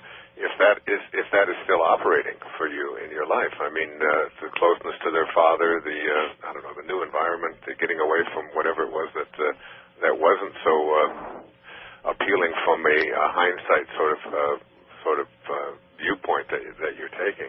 My suggestion is that you just that you live in joy wherever you are. You know, right. It's like instead of commiserating about what it used to be when you were back in Illinois and thinking about all of that and just keeping that on your mind, is instead to begin to go into practice with living in the present moment. You know, being where you are, finding a sense of joy in everything, being in a state of gratitude, knowing that you always have the option. The option is always there. Fortunately, you live in a country where you're free to just move about and go wherever you want to go, and that the option to go back is always there. So, I mean, you can just do that in your mind and say, okay, but since we haven't done that, and certainly if we're not doing it today, and you know you're not leaving today, then I'm going to take today and I'm going to look for as many things as I possibly can to find, joy and peace and happiness and so on in the moment that I am. That's how you deal with homesickness, I think, more than anything else. And then ultimately, if you get to a point where you just say it's just too unbearable and I want to be back there, it sounds to me, though, that you would have done that already. If there's got to be something holding you there other than just wanting your girls to be close to their father. There's something going on that you're not saying. It seems to me. Well, I don't know. I just have a feeling that it's the place to be, but I don't know why. And I think if I feel that way, then why do I miss what I knew? Well, that's there. And I think what's making it hard is that she misses it so much. The children. Right. And she had just finished her first year of high school, and so she, talks to her friends back there, and she just really misses it. Supposing you said to her that we're going back, do you think she would be happy then? Yeah, I think she would go. I don't know if she would be happy because, being back there when we were back there, she wasn't completely happy. Yeah, so happiness isn't about, they say there is no way to happiness. Happiness is the way. It's like if you don't have happiness within inside of you and you don't bring it to you have to be able to bring it to Colorado or bring it to gardening or bring it to the new school that you're in or whatever. And if she doesn't have that within her, then disrupting everything again and going back is just another prescription for, letting forces outside of you determine where your happiness is going to be. It is. And Dr. Dyer, you have, children, teenage, and I certainly do. How do you put that in them, though? Do you know what I mean? Not put that in them, but that age is just so hard to... Michelle, I don't think like that. I don't think it's that hard at all. And I think at the age, for me, I have 8 children, and I have teenagers now, 15 and 17 and 19 years old. And for some of them, leaving, one school and going to another, then we've had to do that on several occasions. It's very traumatic, and then they get used to it, and then we just move on. And for others of them, they have a tendency to be very dramatic and to try to manipulate you with, this is, you're ruining my life and I'll never speak to you again and everything is just, upside down because of you and the decisions you're making. And I always tell them that, you have, you go to school because of the choices that you make and you have the right to either be happy or not to be happy at any moment. You have the opportunity to make your life joyful and so on or not. It's up to you. So don't impose that on me. Don't lay that on me. This is where we live. This is where I make a living, and they've understood that. Right. Yeah. Okay. I don't let those teenage emotional years and all of those changes be the things that control and dominate what I know to be the right thing for them or for my family or whatever. Right. I know. I think I've just been confused as if it's really the right thing, but But well, you're right, there's no wherever answer you to are. that. There is no answer to that. And the real thing what this call is really about, because it's interesting, we're talking about loss and so on, is how you deal with the present moments of your life. Right. You know, I mean, I had someone on the show a few weeks ago who was in Rwanda when she was a teenager and was a hunted woman with people were trying to kill her. And she had to go find peace within herself by hiding in a bathroom for 91 days. And I always tell my children, you've got to, and I try to expose them to the kinds of things that are going on in the world that make their, quote, problems really seem, not nearly as dramatic and it really does work, by the way. Yeah. I mean, I have them watch, shows on, I often say, just as we sit down to eat, we've just got to remember, as we're sitting down to eat this wonderful meal that we have prepared for us, that there are people, our brothers and sisters, someplace on the planet who are digging for worms and roots to try to stay alive today. So let's keep them in our prayers and in our consciousness and remind ourselves of how fortunate we are and how lucky we are. Right. Because, the biggest choice that your children have to make is whether they live in a friendly universe or a hostile universe. And if they believe that they live in a friendly universe, then they're going to be looking for opportunities to extend that friendliness and that goodness and that love outward. If they believe that they live in a hostile universe, they're going to be looking for occasions to be offended. And there's no amount of your moving about and changing things that's going to get them to see that. They have to come to that awareness themselves. Okay. Yeah, I remember Marianne Williamson talking about her father taking her to China and to Vietnam when they were young kids, just so that they could see what was going on over there. So that she said when we came back, our whole perspective changed. Yes. It might be really good to take your children over to a place where there are drug addicts and things, or old people in a home, and let them just spend a day there. Anyway, Right. we have to take a break. Okay. Thanks, you. Michelle. Thanks Great so call. much. God bless you. Yeah. You too. Namaste. Bye. Thank you, Michelle. I really enjoyed how that call migrated from her move to the difficulty of raising her daughter and how to try and. Right. Yeah. If you're raising 3 teenagers at once right now, you have a few things to say There's on a great book about how to raise teenagers. It's called Get Out of My Life, but First Drive Me and Cheryl to the Mall. It really describes exactly what it's like to raise a teenage daughter. That's a real book? Yeah, it's a real book. It's a very good one, by the way. Get Out of My Life, but First Drive Me and Cheryl to the Mall. I like that. We are going to go to Valerie now in New Jersey. Valerie, welcome to the program. Hi, thank you very much. Hello, Dr. Dyer. Hi, Valerie. How are you? Absolute pleasure sending light your way. Thank you very much for taking my call. My call is actually a call about relationship. I'm actually in a relationship with a wonderful gentleman that I've known since I met was my soulmate and the person that I'd one day marry. Ironically, or interestingly, I was introduced to him on the same day that my father passed away. And so there's an interesting connection between us, a very deep connection that we both acknowledged.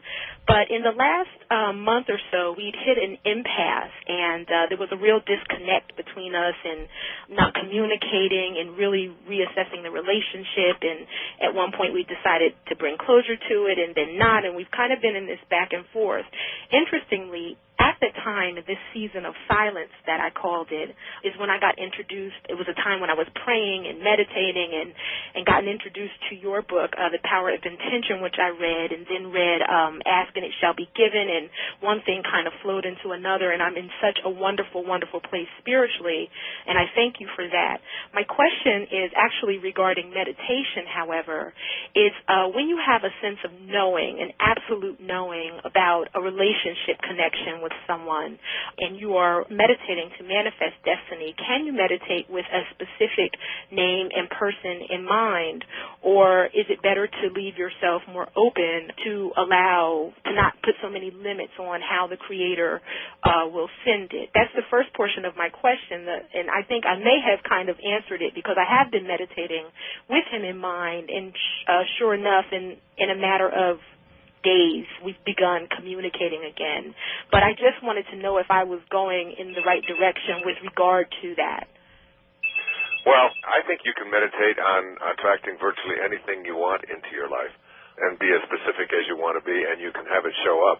But I think it's much more important in your desires to put your attention on the feeling behind what it is that you are asking for. And and always keep that in mind, no matter what it is. I mean, to ask to win the lottery, for example, or to ask to have, something happen at 4:15 in the afternoon, on your timetable, that the universe doesn't work on your timetable. Your timetable comes from your ego, and the universe's timetable comes from spirit, comes from God. And there's a line in one of Jackson Brown's song that says, creation reveals its secrets by and by. So that if you live in New Jersey, well, about this time of year you start planting tomato plants, don't you? Right. Up there, there's beautiful New Jersey tomatoes that are so wonderful. And then, but you start seeing the shoots come up around about another month or so from now. You'll see them just shooting up from the ground. I mean, you can't get down on your knees and start tugging at them and say, "Look, I want some tomatoes today." Right. The tomatoes will show up exactly on schedule when they're supposed to show up. And I think the same thing is true of our relationships and all the people that are in it and so on. The key to manifesting, in my opinion, is not so much in whether you put your attention on a specific thing and a specific person, but in becoming a vibrational match to what it is that you desire. And if you've read Ask and It Is Given, the wonderful book by Jerry and Esther Hicks. It absolutely is wonderful. Yeah, it is. I wrote the foreword to it, and I don't write forwards. So, I mean, it's a book that I really recommend, and you can get that through Hay House. At any rate, one of the things that you learn is that, let's say your desire, I always go back to, like, if you just can put a number on your desire, and the highest number, just say is 100. And so on a scale of 1 to 100, your desire is to be what in this relationship with this person? What would it be? In a numerical sense, or yeah, what's the highest desire that you have for this relationship with this particular person? What is your highest desire? My highest desire is actually to have such a spiritual connection and loving relationship that that's enough. You don't need any more. That's perfect. Okay, so that's what you want. You want a loving, divine, spiritual, God-realized relationship, right? Yes. Okay, so that's at the top. That's number 100. Now let's look at what you've been offering up to that, to match up to that. So that's a very spiritual, that's like a God-realized ambition and desire. But most of the things that we offer up to that are, I don't know if it's going to work out.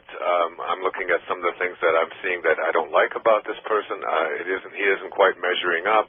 We don't agree on this. You know what I'm saying? That before you know it, what you offer up to that number 100, that highest number that's possible in terms of your desire, are numbers around 15, 20, 25.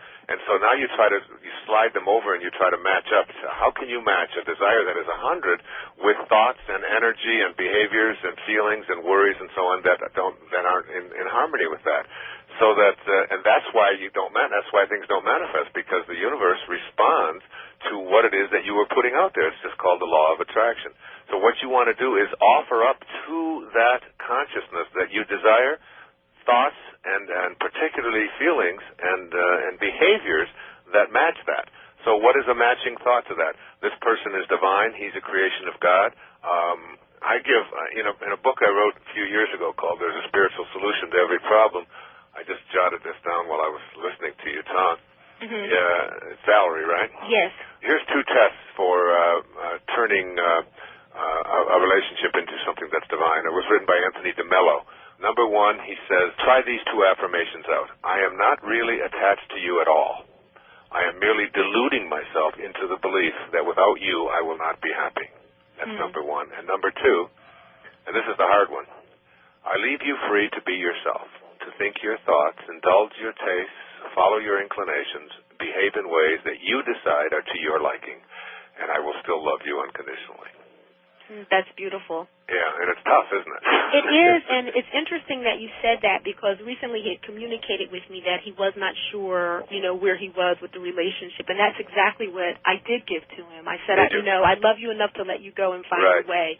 And sure enough, he came back, and we're just progressing a day at a time, and that's where I'm taking it. And one thing that I did want to add, I know that you said before that the music is often made in the silence between the notes. Right. And I find that all the music, by the way. That's right. Not often. All the music. It's the silence between the notes that makes the music. It's out of the silence that all things are created. That's how God creates, and that's how we create. Yeah. And I'm finding that in love relationships, it's nice to have the warm fuzzies and the together time, but a lot of times your love is developed in those quiet times, in those seasons of what may appear to be discord, in the seasons where you're stretched. So I'm finding that, and it's an awesome journey, and I am very excited about what the future holds. Well, I just finished a book that I've just the other day. It's a little book that'll be out next year. It's called Being in Balance. And one of the chapters, there's 9 of these chapters, and one of these chapters is called Love is What's Left Over When Falling in Love Fades Away. Oh, that's wonderful. Yeah, so it's like, like falling in love is like gaga, can't keep your hands off each other, can't get enough sex, can't get enough of holding the person's hand, snuggling up to them, bringing flowers, all those wonderful things. But that fades and everything. You just can't keep bringing flowers. Cost too much, smell too much, whatever it might be.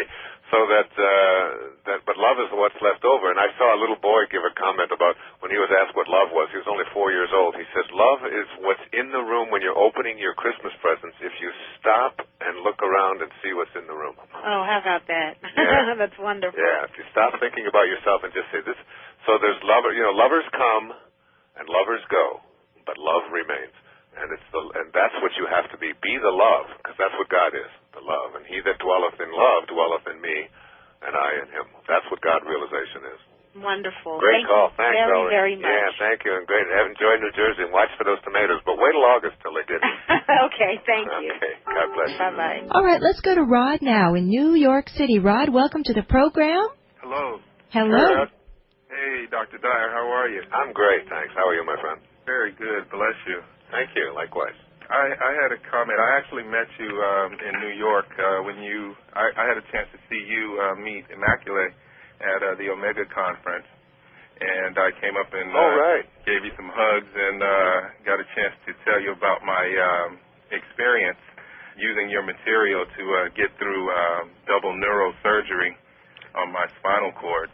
I remember now, yes. Yeah, I gradually lost my ability to walk, and after having been a very vibrant and personal trainer and all-around sporting guy, I ended up with this extensive healing process, which began with intense pain that would basically cause me to pass out, and I mean, it went beyond words. Right. I was fortunate enough to get a gift from some friends called 101 Ways to transform your life. Yes. Yeah, that CD, yeah. Yes, indeed. It was a goodie, and that kind of introduced me to you. I had a Louise Hayes version as well, and I'd play you guys back-to-back over and over. Right. And I just used it often enough to try and get over what was, for me, a tremendous loss of mobility because I had to go into a wheelchair for a period of time. But you're not in a wheelchair now, are you? No, thank heaven. No, but it was hard to see my way out of such an experience between the pain and the despair. Depression took over. I mean, it was very frightening. It was a terrorizing time for me. But as I laid in my bed healing, watching the seasons change, I'd have the material on, and I charged on it, and I just wanted to share that with the viewers that you can plug in and take yourself to another level just by riding that wave, you might say, right, and allowing yourself to transform. And thank you. I want to thank you again for that 101 ways. Right now I'm living in the power of intention as I take my train to see my clients nowadays because I'm fortunate enough to have gone through the healing process. Right. And what work are you doing now, Rod? Right now I'm able to train clients again, but what I've done is I've kind of begun to take some of the material. I actually use some of your material to inspire my clients now and incorporate health and wellness in terms of a physical aspect with the spiritual. And I believe that's going to be like the new way, well, not the new way, but a way to channel, to allow us to take ourselves to a higher level physically and spiritually in the same life. Oh, I think so, too. Not only is it going to happen for individuals like that, but I really think that we're on a bigger wave than that. with being able to do that all over the world, all over the planet, where we're going to create the kind of planet, the kind of relationships, the kind of peaceful, loving, God-realized place that we all came from. And it's only by going within. It's only through a change in consciousness that we're going to transform the world. That's how you transformed your life. I'd love to take the credit for it, but it was all you and your relationship to God.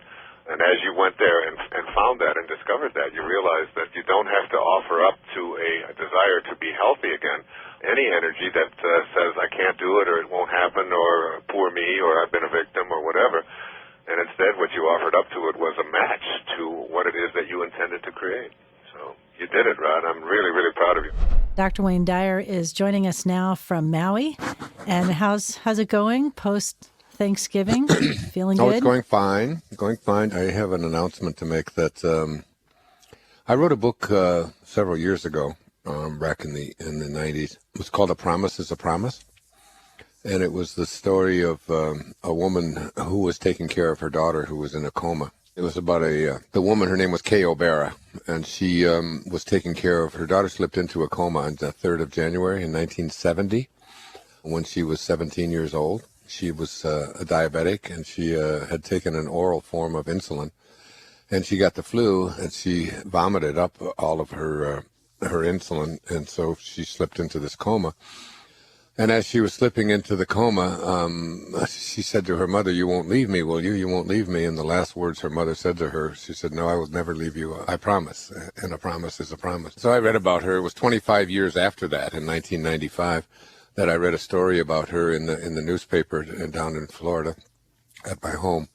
And I was just so touched by this woman's selfless dedication to her daughter and living up to her promise that she had actually sat next to her and put her into her home and would feed her through a tube and so on, and refused to have life support removed from her because she knew that she would starve to death, and she just couldn't bring herself to do that. And so she stayed in the coma, and the mother just slept in a chair next to her for 25 years. And then I got to know the family. I sent them a copy of one of my books that I had written, a book called Real Magic, and went down to visit them in Miami a lot and spent a lot of time with them and decided to write this book and to have all of the proceeds, all of the profits, all of the royalties and everything go directly to the family to help them with it. And then Kay died about, maybe 4 or 5 years ago, and meanwhile Eduarda was still in the coma, and her sister, Colleen, who had been incarcerated, and she had gotten herself addicted to some kind of drugs. I'm not sure what they were, but she had gotten herself into trouble with the law. And when Kay got very sick, she came out of jail, and she just felt that Eduarda had saved her life, her sister's life. And then after Kay died, Colleen took care of her up until the day before Thanksgiving, and then Colleen called me. And she said I was the first person that she called. And Eduarda passed away on, I think, the 20th of November. It might have been the 21st at 7:15 in the morning, which is the middle of the night here, when she called and told me. So she was in a coma from 1970 until 2012. Wow. So, and she was almost 60 years old. She was 58 or 59 years old. And they had taken care of her since she was a teenager. And there were many amazing stories about this woman. One time my son, Sands, who was about 11 or 12 at the time, was taking a shower, and he came running out of the shower with a towel wrapped around him and said, Mom, Dad, you're not going to believe it. I saw Eduarda. She came into the bathroom, and I saw her in my shower, and there were other people who had reported these kinds of visitations from her and had done healings with her and so on. So I wrote about a lot of those things in the book. It's called A Promise is a Promise. But anyway, a lot of people have asked me about her and so on, but she left this earthly plane. And Colleen, who has taken care of her now for the last 5 or 6 years, we're talking 24/7 here. This is, someone who has to be cared for continuously. And she just couldn't believe that she wasn't still alive. She just thought that she was just resting. When the nurse, they had a nurse that would come in 3 or 4 times a week. She came in and said, no, she finally passed in the middle of the night. So I think it might be the longest anybody has ever stayed in a coma and stayed alive. Wow. No, I've never heard of that, of someone lasting that long in that state. 43 years. Wow. 42 years. And just the family taking care of her for so long, that's just incredible. Just an incredible display of unconditional love and a commitment to living up to a promise, because Medicare or Medicaid or whatever it is wouldn't provide for it, wouldn't allow, for some reason the funding wasn't going to be allowed unless she was in a hospital, and they wouldn't put her in a hospital because they just felt that they wouldn't be there in contact with them. So we used to go to her home all the time, and my daughter would sing for them, and we would all just talk. And I always swore that Colleen would, or that Eduardo would know when I was there.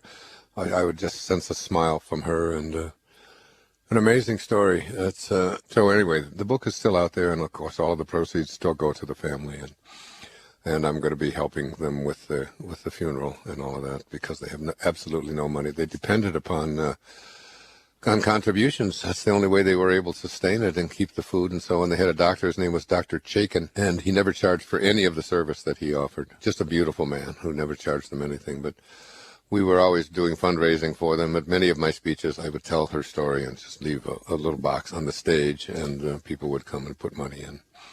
And we would always make sure that she got it. And anyway, so it was kind of an interesting morning to get that call, totally unexpected. Yeah, and they were such a big part of my life. In fact, in my book that I'm writing now, I can see clearly now, I tell the story of what just to be able to be around people who are so selfless and who give so much. I remember when Kay had her birthday, and I gave her a set of a pearl necklace that cost a few $1,000s, and she just couldn't bring herself to keep them. I mean, she just kept insisting, no, I have to. This is for Eduardo. I'm gonna sell them and all of that. And I said, no, you're not selling these. Okay, whatever it was. Just anyway, they were just a beautiful, beautiful family, the O'Bara family. Many prayers go out there for Eduardo. What a lesson for us about keeping your promises. Yeah, it was one of my first books with Hay House. I'm feverishly searching the Hay House site right now to see if it's still there. There it definitely is. It's now out in paperback. It was out in hardcover. It was the first book. It was the first time for me that I had, any writing that I'd ever done or any royalties that I'd ever received or any profits from my writing, I always I invested or I made a part of gave to my family and things like this. This was the first time that I took this God-given talent that I've been given, the ability to write, and devoted it to writing for somebody else and having all of the proceeds and everything go to them. And it really was one of those moments of shifting in my life where I wasn't doing something for me, for Wayne Dyer, and what come my way. I remember going away and renting a place to stay. I stayed for about a month, and I interviewed Kay and everybody associated with it and listened to all of the recordings, but it was one of the most pleasurable writing experiences, maybe the most pleasurable writing experience I've ever had, because it was all about giving. I knew that every single thing that I was doing here and devoting this amount of time and so on to was in the category of just offering and serving and doing something not because of what's in it for me, but how I might serve someone else. It's that I've spoken many times about the mantra of the ego is always more, and what's in it for me, what's in it for me. And the mantra of the higher self and the highest self is how may I serve, what may I do, and keep myself out of it. And that was one of the beginnings for me of putting much more of my emphasis in my life on serving rather than on thinking about what I might get for it. Wow, that's a beautiful Eduardo story. She was a great teacher, and so was Kay.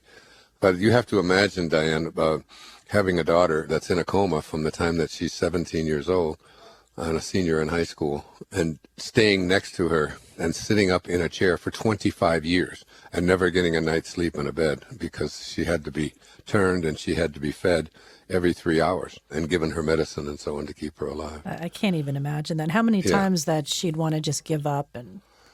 Yeah, you can't imagine what she felt. Yeah, there was no giving up in her. She was I had many, many wonderful evenings and many meals and so on, and many wonderful times over in that room with Eduardo lying there and talking to her and singing to her and bringing gifts and so on. So every year in March, in her birthday, she would have this party, and people would come because I put it on TV, and in fact, I told Oprah about it. So Oprah came down and interviewed her quite a few years ago when she had her, her own TV show, daily show, and she put her on there, and so the world was really knowing about her, and people would fly from all over the world to come and see her, and many people felt that they had spiritual experiences, and Kay was absolutely convinced that Eduarda would, when everyone else would go off to sleep, that her spirit would leave and go out and do healing work and things like that. And I know for certain that my son saw her, because he wasn't the kind of kid, and he still isn't. He's 25 years old now, but I think when he was a young boy who believed in any of this stuff, but boy, he came running out of there and named her and said that she was there. So, that's amazing. Yeah. Well, I did find the book on the Hay House website. It's available. You can add this one to your collection. Read the story. It's a wonderful story. And when you're buying it, know that the royalties and the proceeds and all of that all will go to helping get Colleen. She's lost her mother now. Her father passed away about 3 or 4 years into the coma.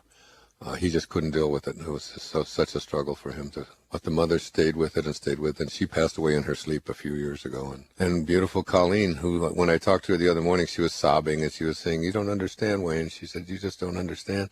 She saved my life." She said, "I was using drugs, and I was stealing, and I was in trouble, and all of that, and she gave me a reason to live, to serve her, and to take care of her." And she said, and then she was going through all of this inner pain about, I wonder if maybe I didn't do something right. Maybe I didn't put her medicine in right. Maybe I hope I didn't do anything to cause her to, so, yeah, beautiful well, story. that'll bring that story back to light, and people can check it out and read it for themselves. It's amazing.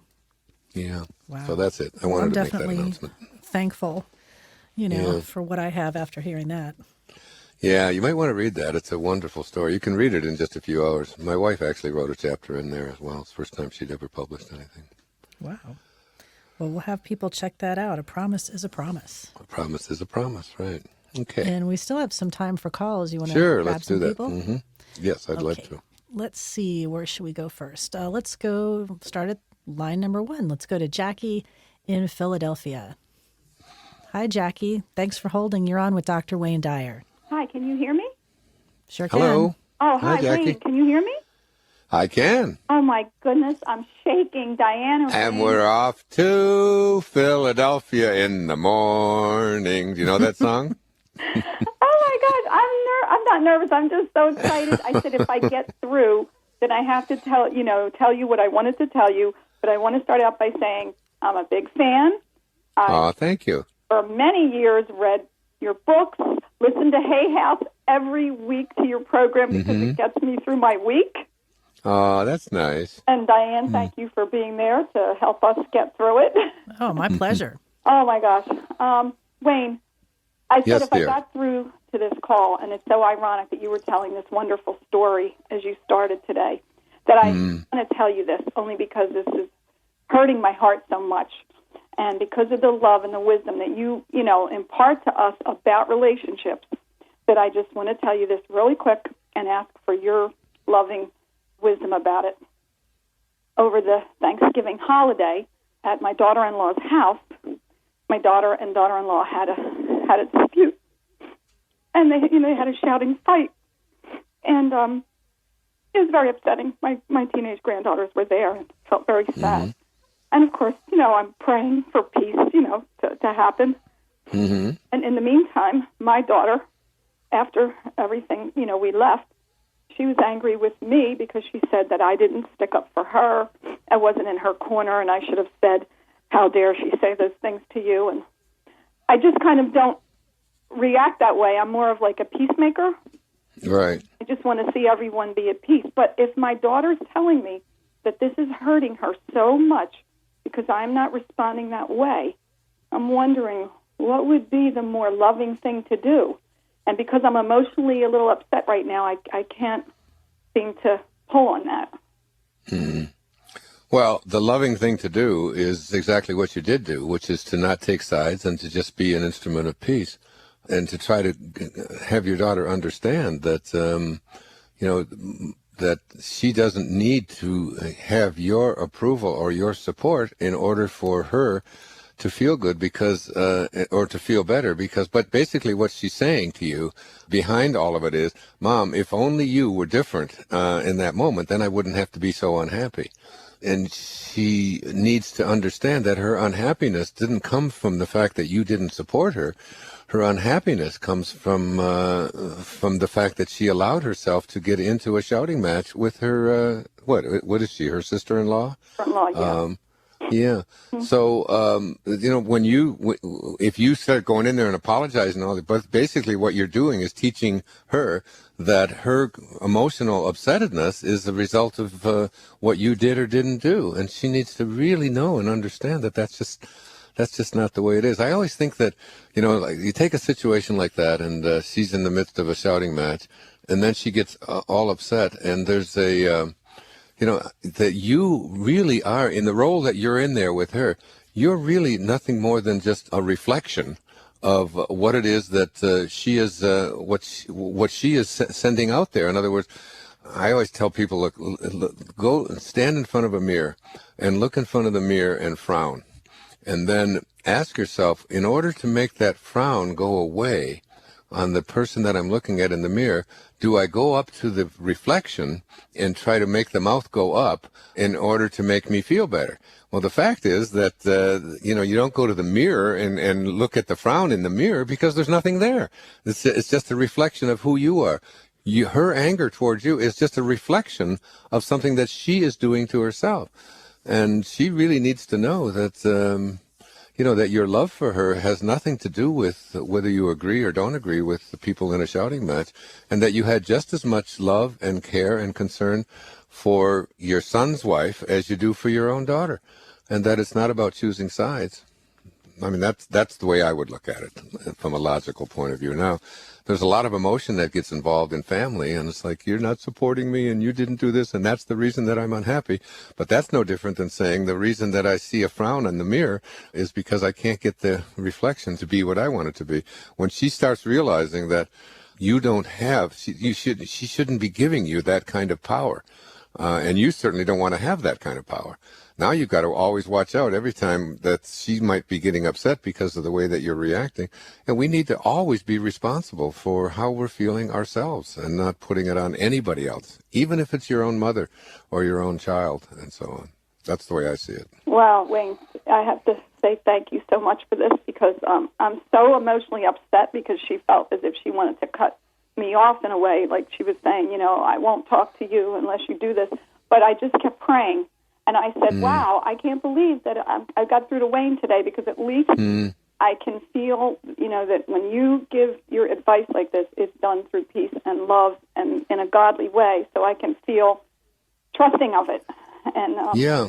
And she wants to make it even, and now she wants. This is really a reflection of what your daughter needs to really look at, and she might want to. You might want to tell her to listen to this show because it'll air several times today, and all week.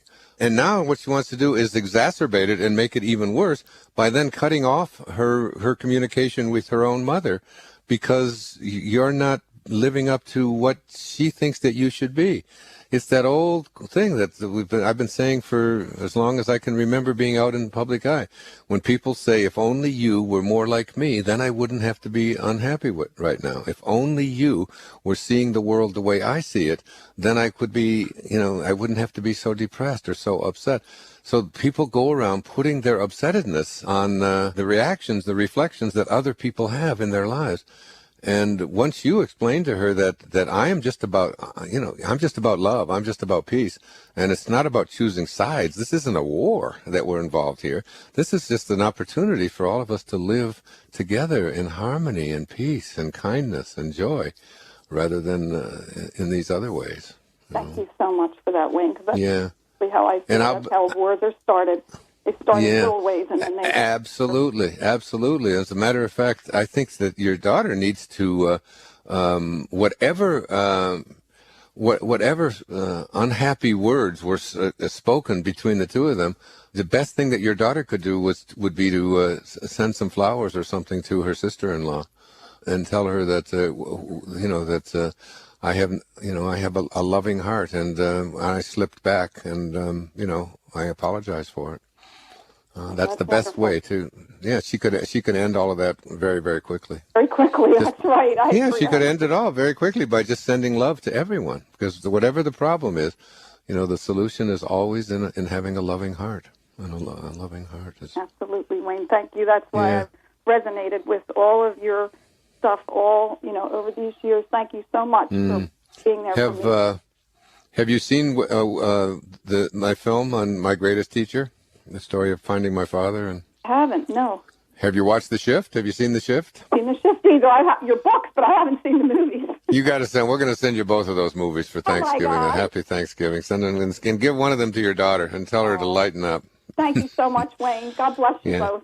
God bless you too. Namaste. Boy, the holidays are just so emotionally charged, aren't they? I mean, I can imagine how many confrontations like that must have happened all over the country. Well, and it's family. It's that whole thing. I often said that I'm going to write a book, about family relationships. And calling it, your friends are God's way of apologizing for your relatives.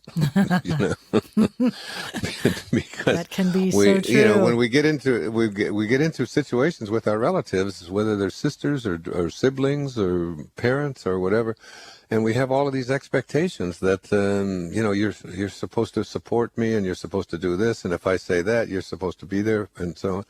And the fact is that we just have to accept each other for. Just because we happen to share the same genetics doesn't mean that we share all of the same views. Right. Or also, what do you think about this? If you have a difficult family member who's treating you horribly, and I've had people say, well, that's your blood, you just have to deal with it. I don't think that's true. Do you? No, not at all. In fact, the holidays are a great time for that. It's like I always say, every family has an Aunt Bertha or something. That's just the name that I pick. And when she comes over for Halloween, I was going to say, but for Thanksgiving or whatever, what you want to do, and when she starts in on the kinds of things that are just upsetting to you, is just see how much love that you can send to this person. Just make up your mind in advance. You're not going to allow this person to get to you. I've been practicing that. I practice it when my kids come all the time. They say things sometimes that I don't like, and they make noises that I don't want, or they put on TV shows that I don't want. And I just say to myself, don't say anything. Don't say anything. Just love them. Just love them. That's all. That's all we got to do. And just let it go. That's great advice. So let's go to Ray in Cheyenne, Wyoming. He's on line 5 and see what's up with Ray. Ray, thanks for holding. You're on with Dr. Dyer. Actually, it's Roy, a.k.a. Roy Rogers, your buddy. Oh, hey, Roy. How's Trigger? Sorry about that. It's been a while, the summertime since I last talked to you and everything. And yeah, nice to hear from you.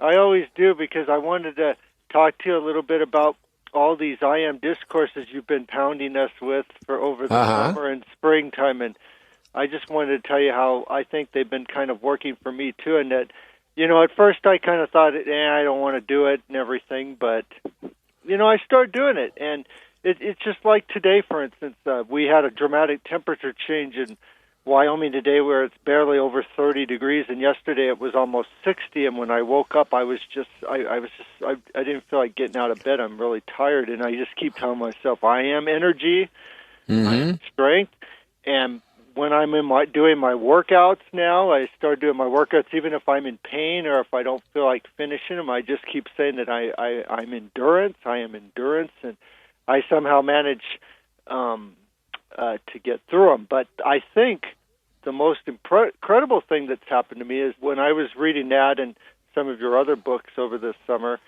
about the I Am discourses is about prosperity. And what I often do when I run, I don't always work out at the gym. I often run to the gym and finish it up there and then run home, especially when it's warmer. And I tell myself I'm prosperity and I am all of that. Well, what I've noticed is that every now and then in the past I've always found, maybe a dollar bill here every now and then or a 5 somewhere on the street and all that. But there was a period of time in the late summer and early fall where it just seemed like every time I turned around, I was finding $10 bills and $20 bills in the vacant lots that I was running through or off the sidewalk. I mean, I found $30, just 3 $10 bills within a minute run of each other over this summer, over the one day during the summertime. Just $10 bills just sticking right off the field from the sidewalk. Really? Those were mine. Those were mine, Roy. I dropped those. I was out there running. It was in Wyoming, was it? Yeah. Did they have Hamilton on the picture of Hamilton on the front? Alexander? I think they had your picture on it. They might have. Oh, okay. Well, then they weren't the one. No, but what I wanted to say more, and it leads a little bit even more. So you got that out of the way. Just really quick, I just want to tell you that ever since I've been doing that, what I've been noticing is ever since I've been doing the I Ams, for some reason I even feel a little bit more sensitive to trying to reach out a little bit more to other people too. And I was watching this TV show. I think it was on MSNBC, Lockup. I watch shows about and all that. You've heard of it.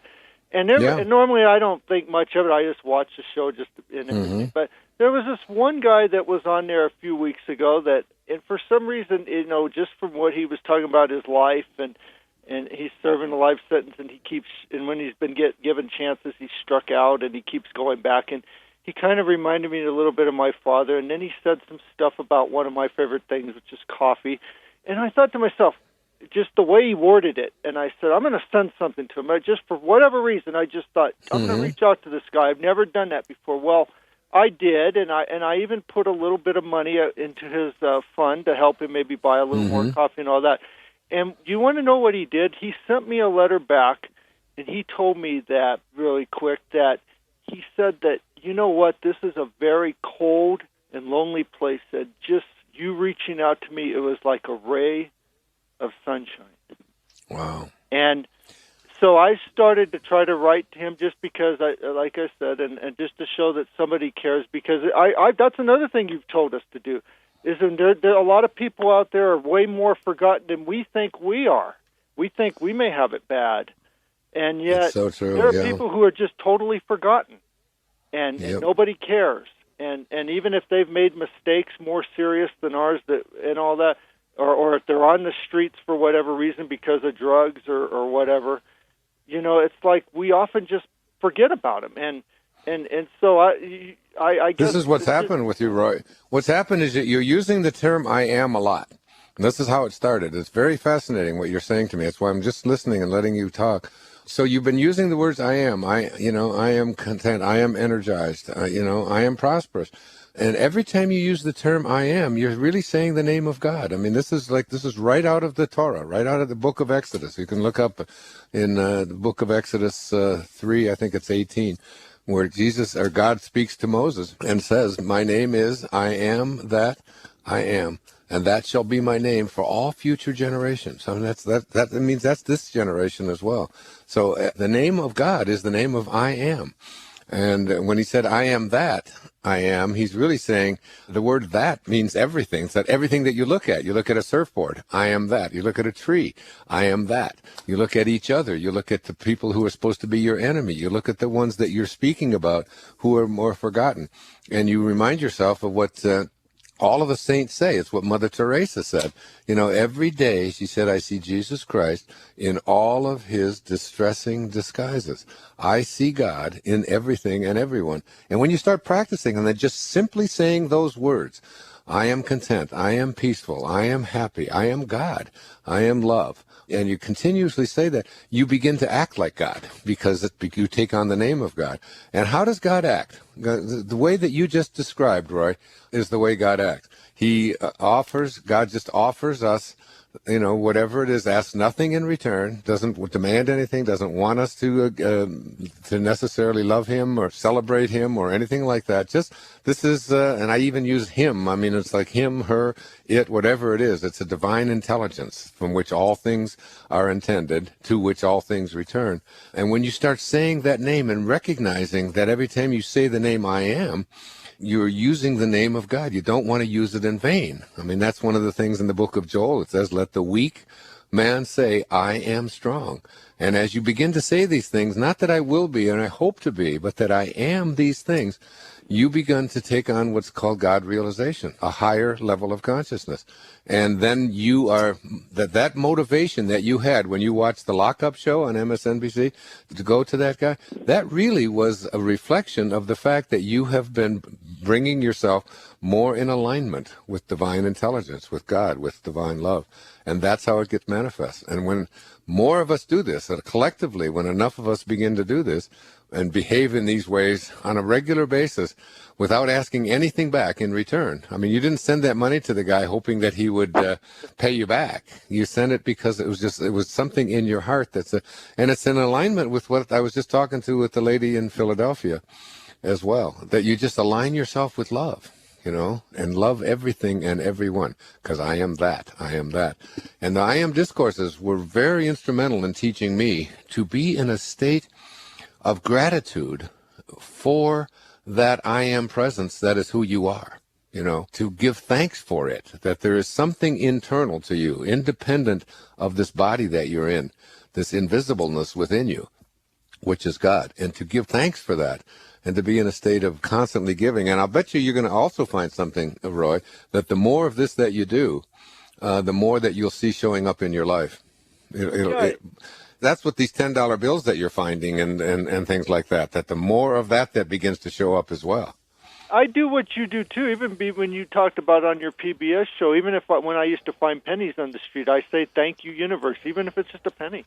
That's what you do, too, right? I do. I've always done that. Every time I find a coin or I say, thank you, God, for this symbol of abundance that continues to show up in my life. That's the statement that I make. And by the way, I was swimming not too long ago. I mean, I swim every single day in the ocean, and I put the goggles on, and, I'm looking down at the fish and all of that. And as I was swimming, a $10 bill was down about, maybe 20 feet down, that had just was on the bottom of the ocean. And I dove down, and I couldn't quite get down that far without my ears starting to back up, and I went back all the way up to the top. And I said to myself, I know that I can go down 20 feet and get that $10 bill. And sure enough, I took a big, lung full and went straight down and just kept pushing, got myself the $10 bill. Almost passed out doing it. But I said, there was a $10 bill just at the bottom of the ocean saying, here, this is for you. And that kind of thing happens all the time on a regular basis.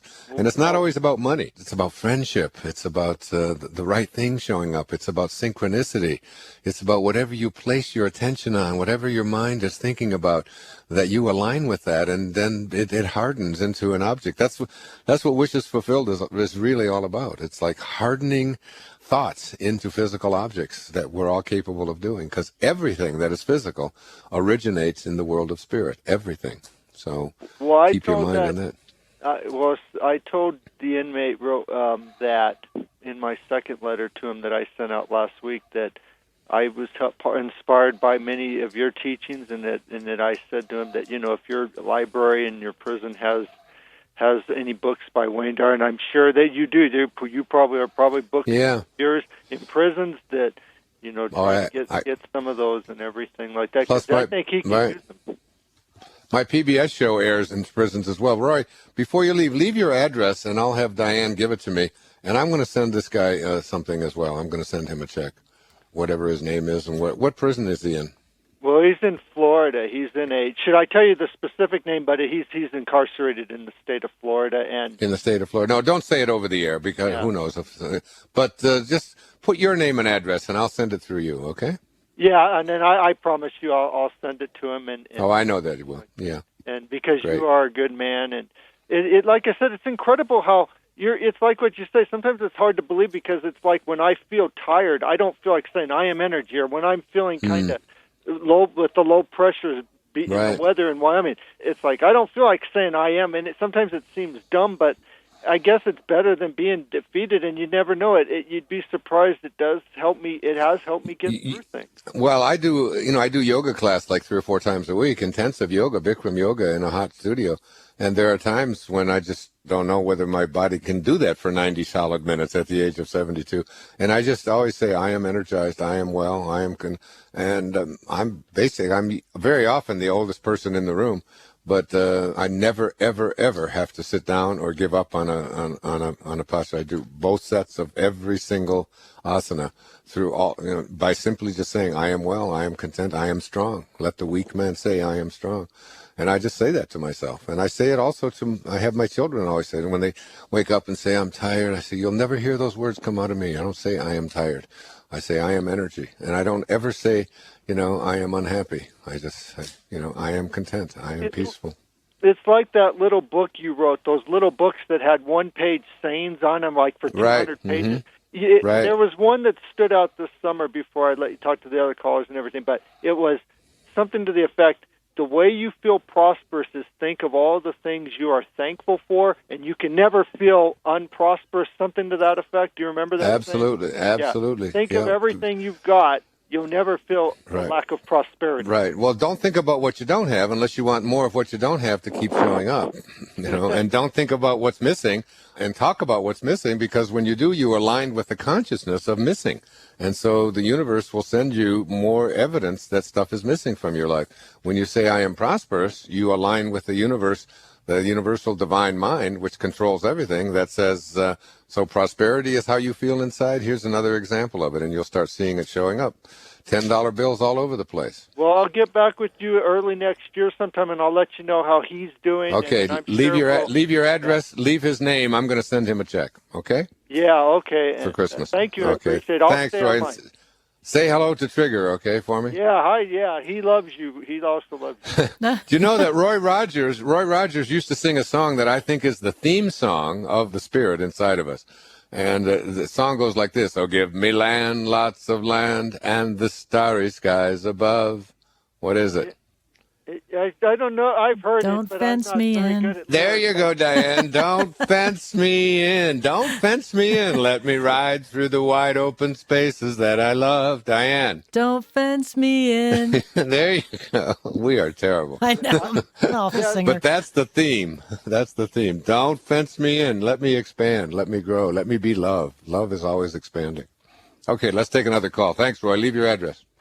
That's great. What a great story. Let's he's a go great guy. to Monica, out in Wyoming. and she's on line 6 in Pennsylvania, Wimber, Pennsylvania. And Monica, thanks for holding. You're on with Dr. Dyer. Hello. Hi, Monica. How are you, dear? I'm fine, thank you. How are you? I'm great. Is this Monica Lewinsky? Is this? No, I've gotten that for years. I'm sure you have.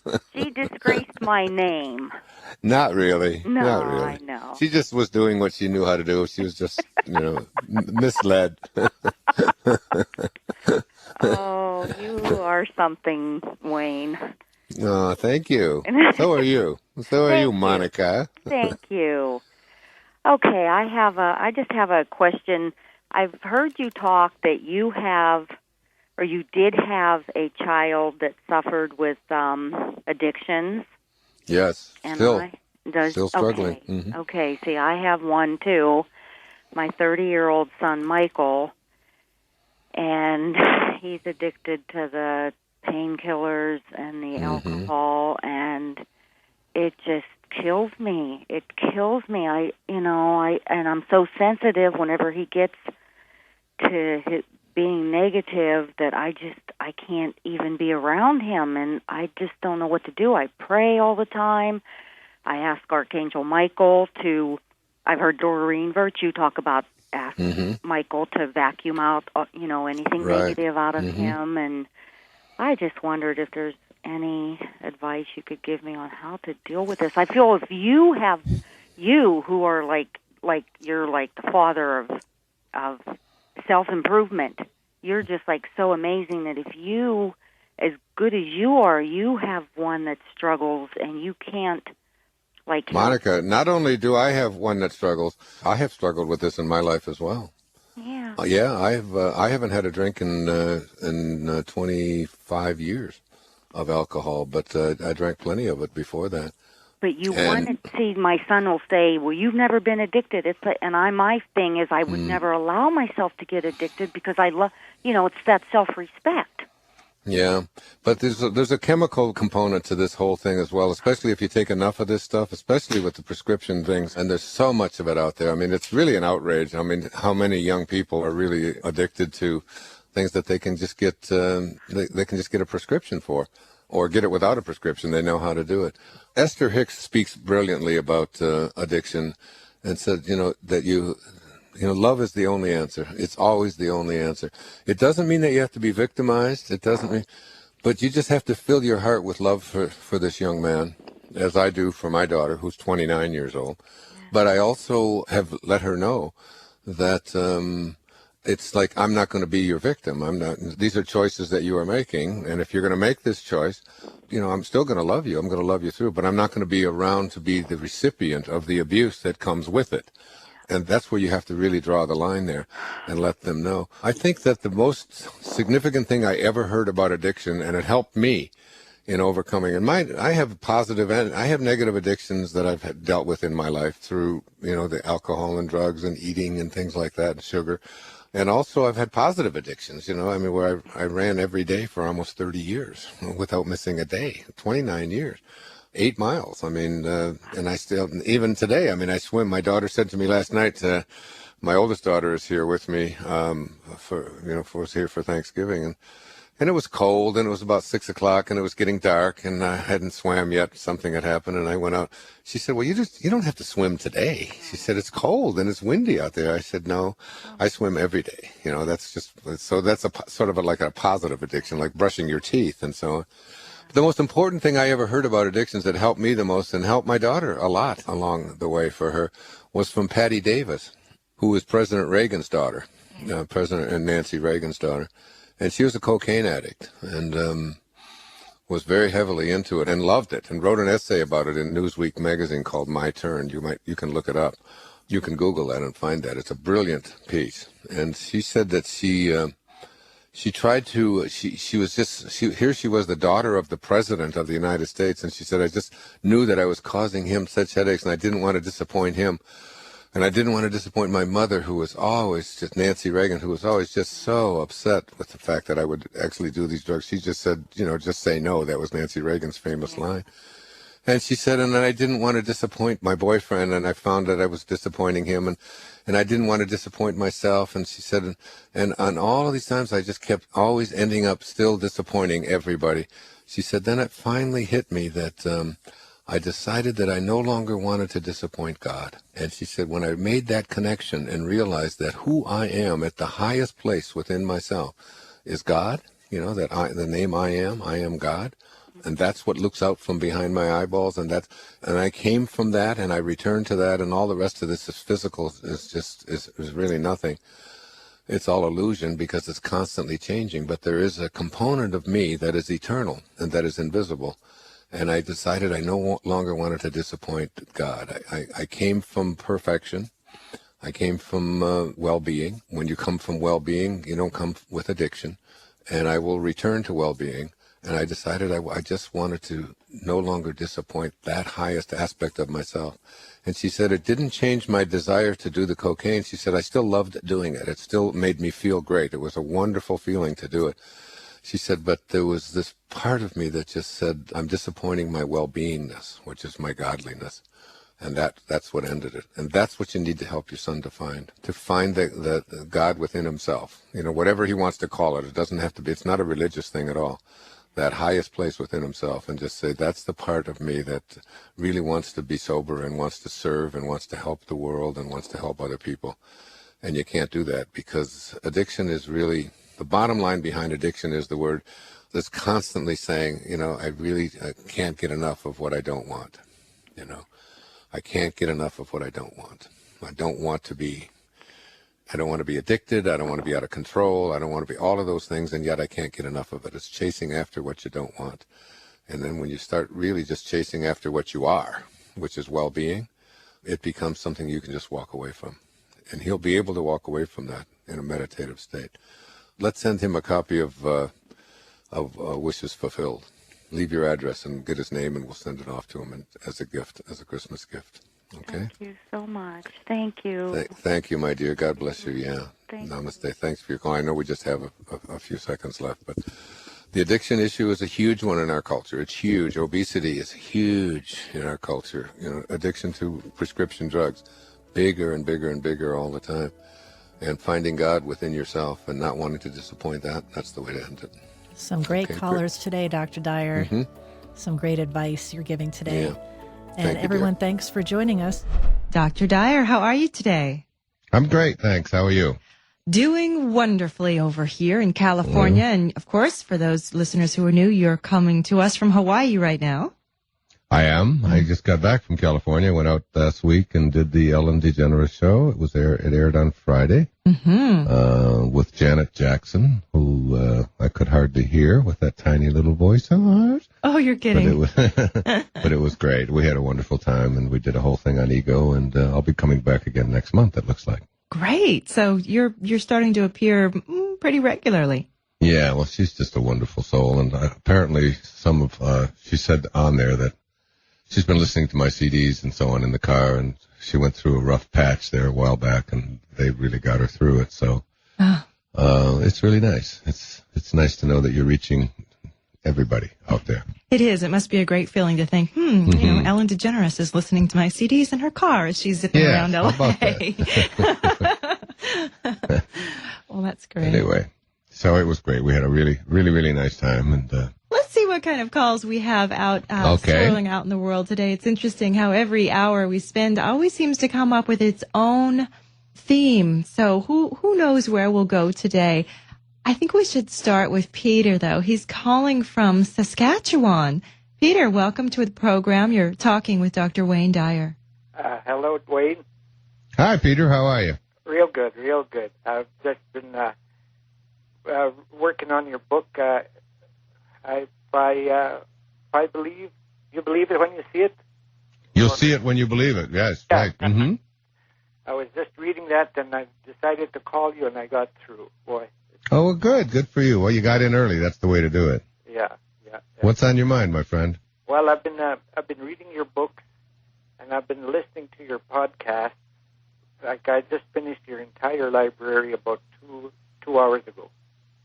Boy, you've been doing a lot of listening then. Yeah, it's about 2 weeks I took. And it's been real good. I've been living what you suggest, and things have been working for me really positively, really, really positively. The surprising thing is, I thought of a vehicle, changing vehicles, get a new vehicle. I had a vehicle given to me free of charge. Also, it's given a substantial amount of money to, which I have in my possession. And boy, that's. I also found a funny thing that I was listening to a program of yours, and then I kept thinking, "Thank you for the checks. Thank you for the checks." And good. Well, you know, when you get those checks, you're supposed to send half of them this way. That's that's the way the whole process works. But there was a catch to it. It was checks from my credit card company. Oh, it's probably in Canadian. It's probably in Canadian money anyway. So I can't spend it. They weren't worth anything. They were just for me to make out if I needed money. Peter, this is Summer. I don't mean to break in, but you might want to get to your question because we're getting some interference on your phone line. I don't know that we're going to be able to keep you too long. Okay. The question is, how do I change my frame of thinking to be a little less in debt? I don't want to focus on that as being problematic. Okay, let me do that. Why don't you hang up and I'll answer it. I'll take that off the air because your phone we are getting interference on it. Okay. Thank you very much. Thanks, Peter. God bless you, my friend. Debt is a very interesting concept, and it's one we could do an entire show on for sure.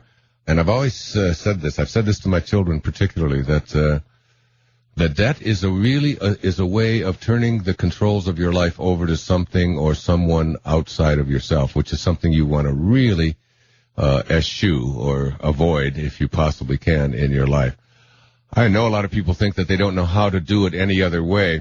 From my own personal perspective, debt is something that I grew up, I guess, believing or getting imprinted in such a way that it was something I didn't want to do. I've never made a car payment, for example, in my life. I grew up with a belief system somehow that I inculcated into my whole lifestyle, which was if you can't afford it, don't buy it, and don't look at what other people have and determine your level of happiness on the basis of whether somebody's driving a nicer car or has a nicer piece of jewelry or has a nicer home or whatever it was. I learned, and I wrote a lot about this in Change Your Thoughts, Change Your Life, that contentment is one of the most important processes that we can learn.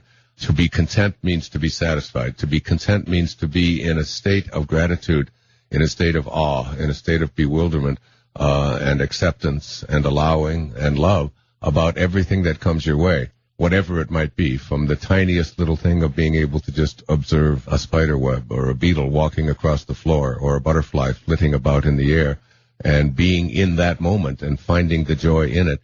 The minute that you put debt into that or put an absence of gratitude into it, you begin to take the energy of contentment and put it into something called fear or worry or anxiety or depression or any of those kinds of reactions, which is what happens when we turn the controls of our life over to someone else.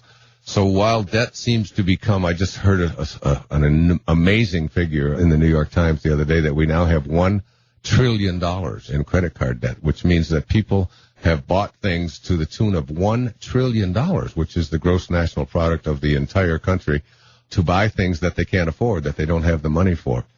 I use a credit card for one thing and one thing only, and that is just as a convenience, and they send me a summary at the end of the year, and it helps me with my taxes, and I give it to my accountant, and that's the end of it. But I have an absolute rule that I would never, ever send money to a credit card company for letting me use their money to buy something that I don't have. It's just not something that I do. I don't even have house payments and things like that, but I live always within my means, and I think the best advice that I can give you is to take a look at all of the things that you think you absolutely have, and to remember that to believe that you need what you don't have is the ultimate definition of insanity. You do not need what you don't have, and you need to learn to be able to be content by giving away a whole lot more, and no longer telling yourself that if I don't have these things, my life is incomplete.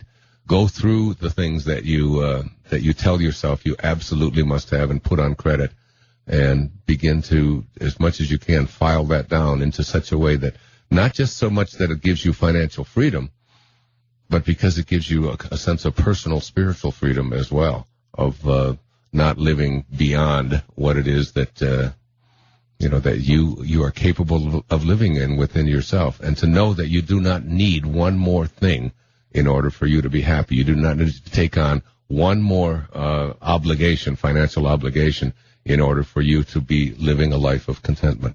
And I'd recommend you read very slowly and very carefully the chapters in the Tao Te Ching that I wrote about in Change Your Thoughts, Change Your Life. Okay? That's interesting because, you think about our culture, which is extremely consumer-driven. I mean, we are told we need to spend. We must spend. Spending is good for us. We hear that day in and day out. It's you've got to really, but try to imagine. I mean, and it's our governments that are telling that. Our governments, for example, who are so far in debt. I mean, especially our federal government has so much debt attached to it that what we have done is this: we have this sort of immoral setup that we have done for the next generation and the generation after that of children. As we're saying, we are going to spend and get all of these things that we want. And while we can't pay for it, we'll just figure out that the children who are not yet born are going to do that. And I think that's an immoral crisis. That's a spiritual crisis that we lay on our young people. Mm-hmm. The Native Americans used to say, when we walk across the ground, when we place our feet on the ground, we place our feet very carefully because we know the faces of our future generations are looking up at us from beneath the ground. And we never forget them. But we do forget them, or we ignore them, or we put an awful lot of misery index on these young people that don't deserve, such a fate. And I think that if my household was run on the same principles that the federal government was running their then I would be broke and probably be in prison as well for spending money that I don't have. I think it's something we have to look at individually in our own lives. To me, it's a question of being in charge of your life. And if you're not in charge of your own life, whatever it is that is in charge is the thing that is going to be your, drive up your misery index instead of your happiness index. All right. Well, Dr. Dyer, we have time for one more caller before we go to our break. So let's bring on Ellie. She's calling from Toronto, Ontario. Ellie, welcome to our program today. Hi, how are you? Great. Hi, Ellie. Hi, how are you doing? I'm doing great. I'm coming to your city. We should give it a plug right now. There's an I Can Do It coming up in I know, in Ontario. I'm coming to see you. Oh, good. That's right. It's at the end of March. At the end of this month. I'm speaking on the 28th. I know That's that. Right. And there's going to be a lot of people there, so I look forward to seeing you. Yeah, I can't wait. Me too. Okay, 2 questions. Now that your Canadian dollar's worth more than the American dollar. I know. Okay. I used to have so many jokes about that. Now I'm not allowed to use any of them. Isn't that funny? Right. I think you're amazing. I discovered you by accident, and I just think your works are just amazing. I just have a couple of questions. Thank you. Number one, you say that we're all born, we're predestined, like we're born, our death is in there, our color of our eyes, and so on. So, given that, if everything is in there, then is there any point in trying to manifest anything if everything's going to happen anyways? Well, that is such a good that's such a good question. It's the kind of question that I think about all the time, and the answer to that is yes and no. So it's Carl Jung had that same observation when they asked him about do we really have a choice? Are we really making any choices in our life if there's a destiny that's preordained in our world? And the answer to that, he said, was that at the same moment that you are the protagonist in your own life making choices, at that very same moment, he said, you are also the spear carrier or the extra in a much larger drama. And then he concluded it with this line. He said, you are all doomed to make choices. So in this, so it's really, and when you really begin to read and understand enlightenment and the highest spiritual principles that are out there, you can walk through your days and know that everything out there is already taking place, and that within that larger context of all things taking place, you also have within you the free will to be able to allow it to come and go into your life as you choose. So yes, you are a part. I mean, everything that you need for this physical journey is obviously already handled for you. You don't get to sit there and decide whether you're going to be 6'1" or 5'3", or whether your hair is going to be blue or green, and so on. I mean, your eyes, blue or green. But also within that larger context, there is a part of us that is everything is already happening, and there's also a part of us that is making choices. And be at peace with either one of those opposite points of view. And ultimately, you'll come to a place of oneness, but it's not going to happen while you're in your body. It's going to happen when you leave it. Dr. Dyer, so sorry. We're going to be coming right back after this. Well, Dr. Dyer, we have Milena on waiting to speak with us.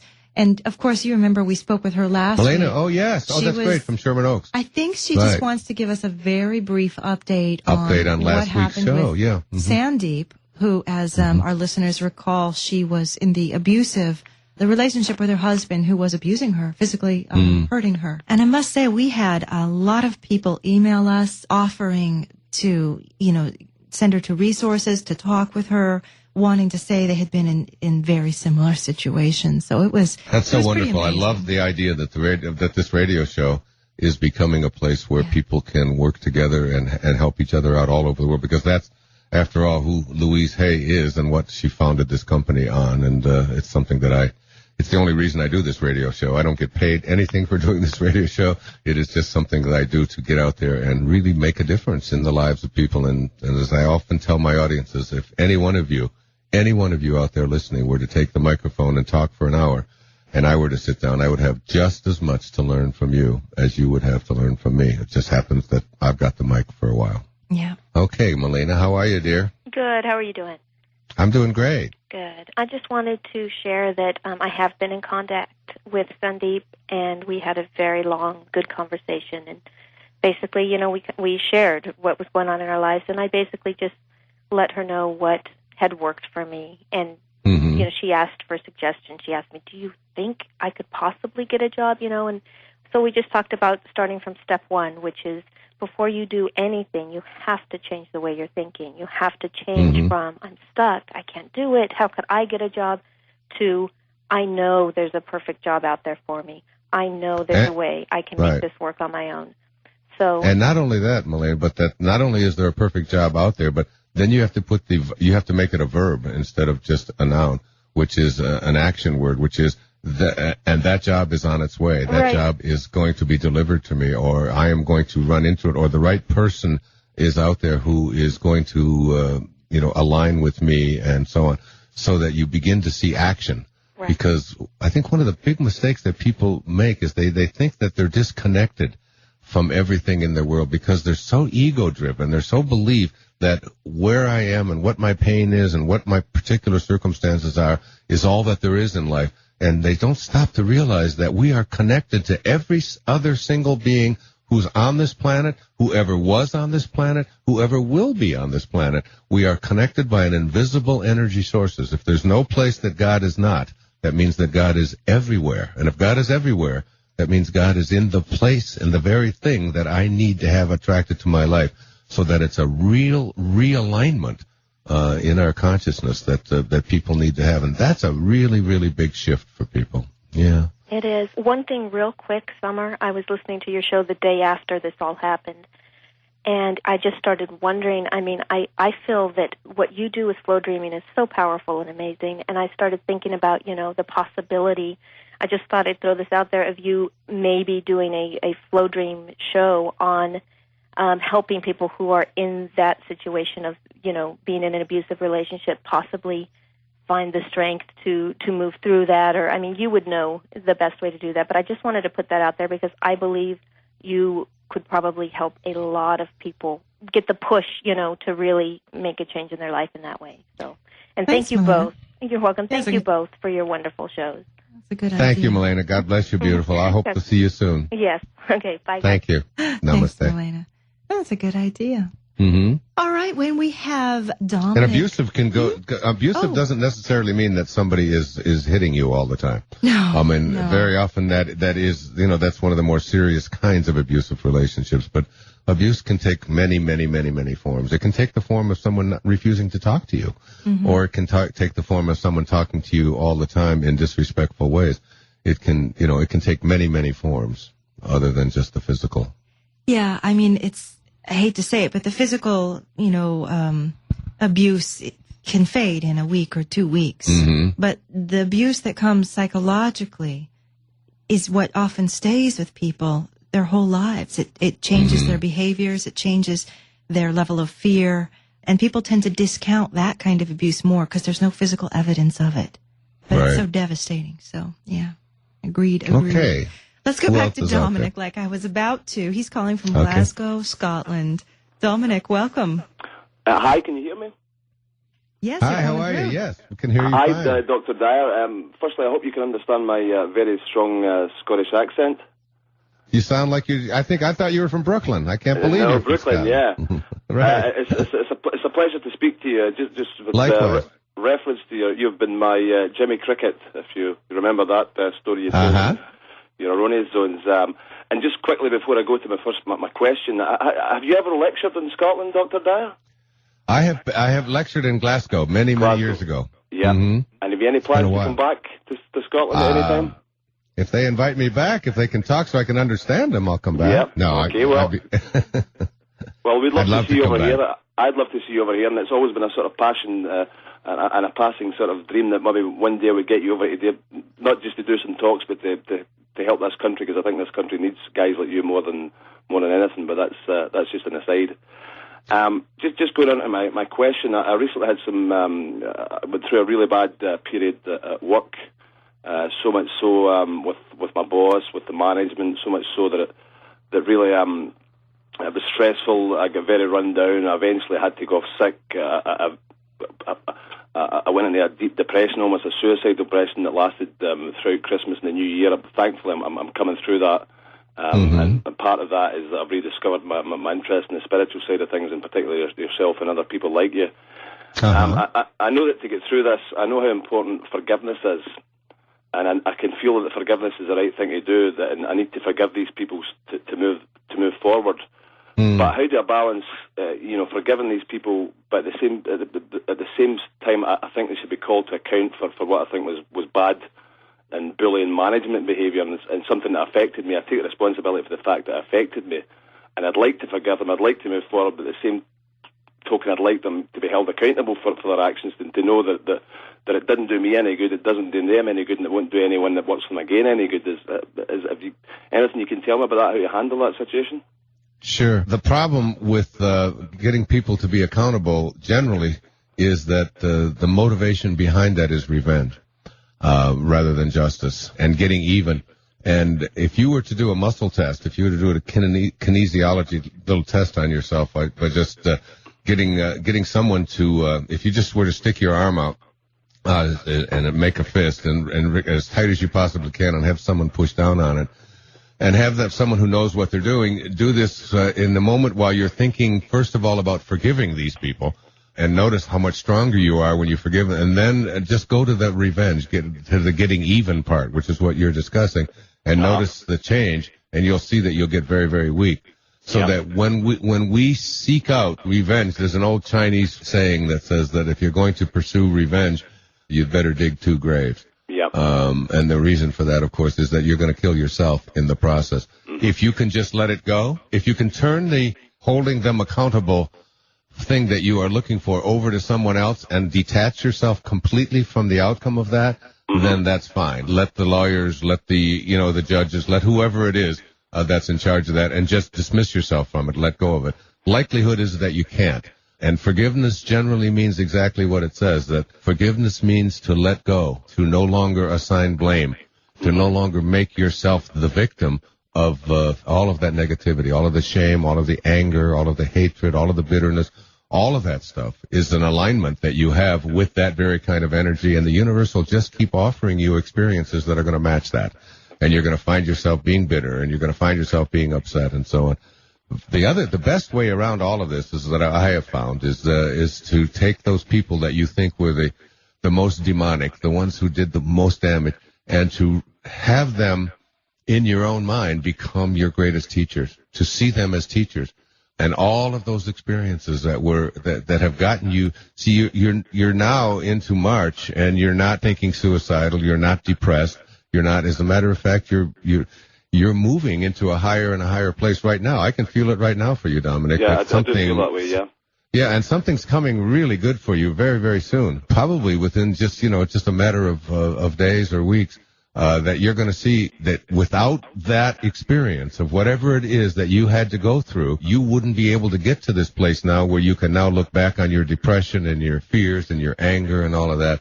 So those were great. Those are great, great teachers. And sometimes you really need to move in life. You need to make a decision. You need to change jobs. You need to change relationships. You need to change cities.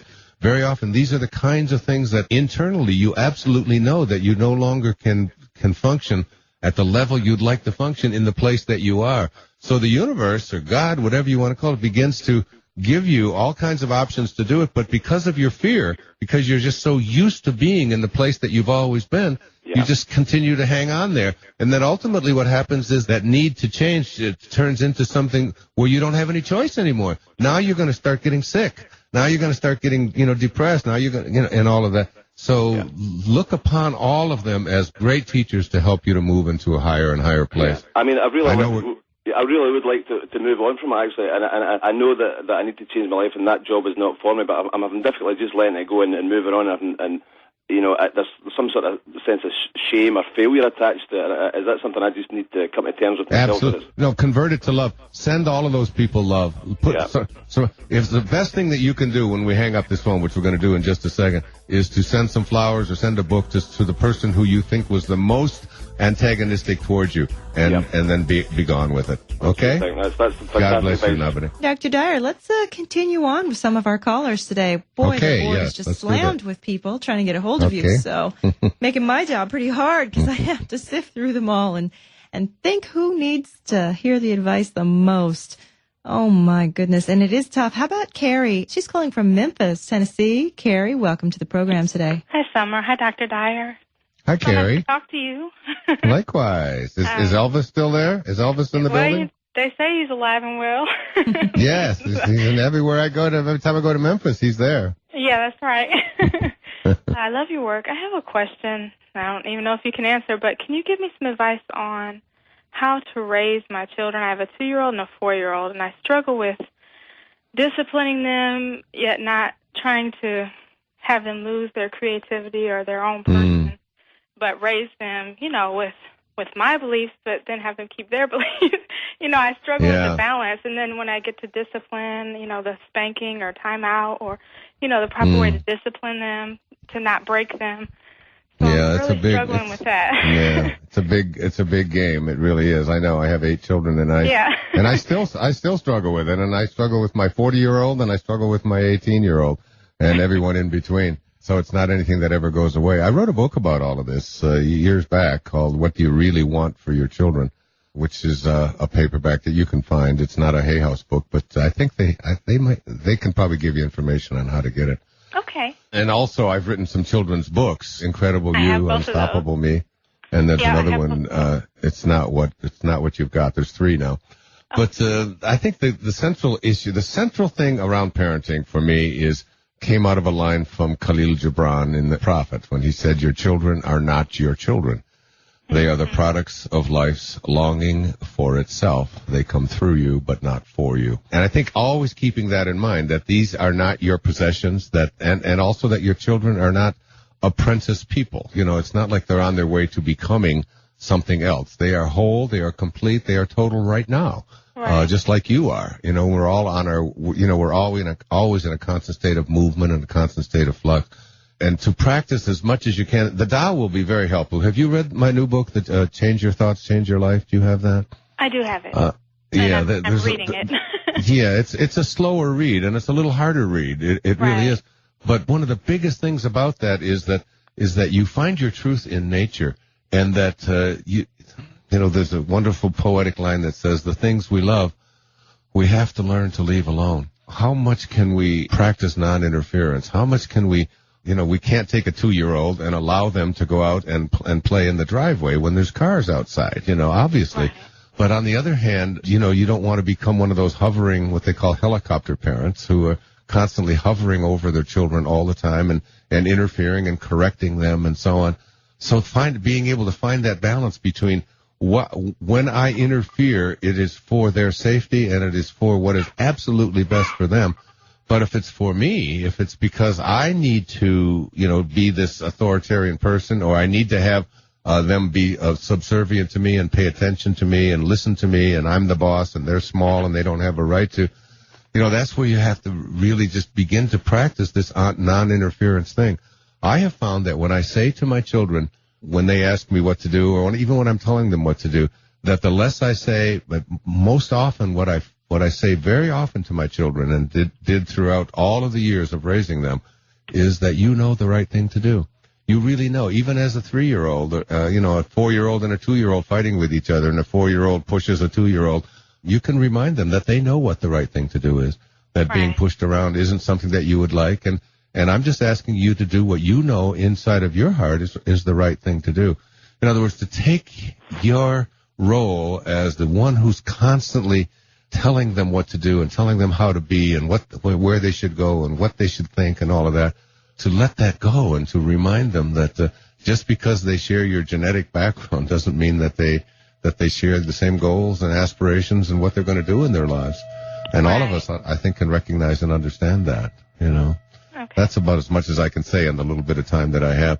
I think just, you know, love them. You love the things we love for what they are. Just love them for what they are. And remember, even though they have the same mother and the same father, those 2 kids are very, very, very, very different and may have very different ways to go in their lives.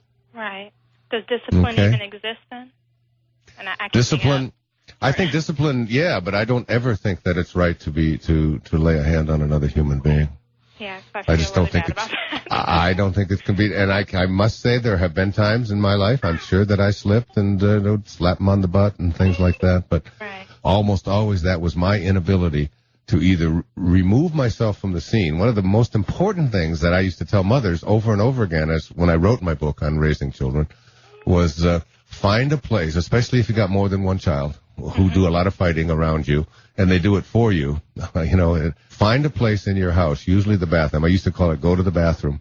And in there, put your reading material in there, put a little glass of wine in there, if that's what you, whatever it is, little refrigerator, whatever, and close that door. And when they start the arguing, the minute that they start the arguing, you don't say a word to them. You just dismiss yourself from the room. You get up and you excuse yourself, excuse me, and you're gone. So that now, if they're going to do that fighting or that arguing or the pushing, whatever it is, they don't have the audience, which is what they're looking for. And almost always, their very, very, very favorite audience is mommy. Okay. Mommy's the one that they do most of that. For Summer, you might want to add something to that, having 2 little ones yourself as well. But I don't have any fantastic tricks up my sleeve at this point. You got a tiny little baby there, though, yet. So we won't be long with those 2 of yours. Every child is different, and what works for one it may not work for the other, and that's how I have been able to piece together. When I wrote go ahead. When I wrote What Do You Really Want for Your Children, I wrote it based upon asking that question to many, many, many parents around the country. What do you really want for your children? And what you really want for your children is not for them to be disciplined and not for them to do what they're told and not for them to fit in and all of that. What you want for them is to be happy, to have a sense of purpose, to feel loved, to feel like they are, strong, important people. And each one of the chapters of that book is based upon what you really want for your children. And it's usually not to have someone who's, and by the way, children who are obsequiously always obeying their parents, always without ever questioning, generally grow up to have the highest levels of prejudice because they're taught to not think for themselves, but to think like how their parents think. Right. And if you want to have prejudiced children, then that's what'll happen. Well, Okay. we don't want that. No. Thank you for your time and advice. Okay. God bless you. Thank you for calling. Bye-bye. Namaste. Oh, Carrie. Well, good luck to her. You caught me off guard with that question. She's only got got 2. I think 2. My goodness, I could do 2 and play a tennis tournament. Yeah, but and you would say, wouldn't you, that every one of them you have had to modify your parenting style a bit to address their own unique spirit. I mean, that's what I really had to work on. And with it's like a great coach. I mean, the greatest coaches in any athletic are people who don't have one particular way of coaching and expect everybody to fit into it all the time. They recognize that some kids need to be sat down and talked to. Some, a pat on the back will work better. Some, a little crack on the behind works better. Some, if you withhold privileges, it works better. And they know exactly what it is that works to motivate each and every one of those people. And they use whatever it is that they need to do rather than say, this is my philosophy and you got to fit into it, because a lot of them just won't. Yeah. I also think that if she's at the point where she's asking, if she's already self-aware and self-conscious of her parenting, she's probably doing fine. It's the parents who aren't asking themselves that question that are, probably need to. Well, it's always crucial also as a parent to look at your children and recognize that they're not going to be the way you think they should be. They're going to be what they came to be. Very true. Dr. Dyer, let's get one more caller in. Maybe 2, but I think we need to speak with Erica in Springfield, Illinois. She's on line 9. Erica, welcome to our program today. You are live with Dr. Wayne Dyer. Hi. Hi, Erica. Hi. How are you? Gosh, I love you, Dr. Dyer. Oh, thank you. I love you too. Thank you. First, I listened to your show last week, and it was so powerful, and I just wanted to share for some of your listeners, because I know a lot of people listen to you and are going through a really hard time. I've been thinking a lot about kind of the power of tragedy and how there's a blessing hidden in all of it. Mm-hmm. And my own experience with this is that my mom died a couple of years ago of cancer, and I'm an only child, and so I took care of her the last 7 weeks of her life just by myself around the clock, no nurse, no help, and it was the hardest thing I've ever had to go through. I was almost broken physically and emotionally, but now 2 years down the road, it's such a blessing that I have to say that was the biggest gift my mother ever gave me, and the best thing that happened to me in my entire life. I mean, I miss my mom every single day, but, the way that I've grown and let go of fear and learned to let go of people is just, it was worth it. I don't know what I can say. I'm just so grateful to my mom. The taking care of her, was it like total, completely, like putting her on the toilet and taking her off and bathing her and feeding her? What did you do? And getting up at midnight when she would throw up and sitting up with her while she threw up all night and all of it. Yeah. Can you reverse the roles and remember when you were throwing up, when you were just unable to help yourself and a tiny little infant, and that was, I'm sure, your mom doing the very same thing for you that you were doing for her. I've never forgotten that. I remember when my grandmother was dying and my mother was taking care of her mother, and she was mashing up a banana because my grandmother was too sick at that time to even be able to chew a banana, so she would mash it up, and she actually would sometimes take it and put it in her own mouth and just mash it up herself and make it almost liquidy and then put it in her mother's mouth. And she said to me, she said, that's exactly, because she remembered, because she had little brothers and sisters, she said, that's exactly what my mother used to do for her babies. And now it's my turn to be able to give back. And instinctively, built into every single one of us, especially the feminine energy in the female, there's this internal instinct to offer and provide and to take care of and to reach out and to serve and to give. It's exactly what I talked about on the Ellen Show last week, that when you get to that place that Lao Tzu calls this the virtues, living from the great virtues, when you forget yourself, when you just reach out and offer, what you are doing, other than just being a great servant and a wonderful person, what you are doing is you're acting the way God acts. You're living what is called a God-realized life. And in those 7 weeks that you had in order to be able to serve and to offer, you were probably as close to God as you've ever been since you've been here on this planet. Because you were... I was. It was heartbreaking, but at the same time, I felt this deep sense of peace inside that helped me get through it. And I was only able to let go of her, well, first because, she obviously was going to a better place than what she was experiencing, but I felt like I had done everything I was called to do, and so I had no, regrets. I just felt like it was the way it was supposed to be. Right. Well, the great lesson for you now, though, is to be able to take that great learning that you had, that great, even though it was frustrating and difficult and you were tired and all of those kinds of things, but to go past that and to begin to realize that in the moments that you were in a space of letting go of your ego and just reaching out and forgetting about yourself, just doing that. They say that in the presence of the God realized, the laws of the material world do not apply. This is really important closing for this show. When in the presence of the God realized, that means in the presence of those who are out there just reaching out and serving and doing nothing more, then the laws of the material world do not apply. I remember Mother Teresa saying to a close friend of mine when he didn't know what to do, she said, tomorrow morning, get up at 4 a.m. and go out onto the streets and find someone who's living there, who believes that they're alone, and convince them that they're not.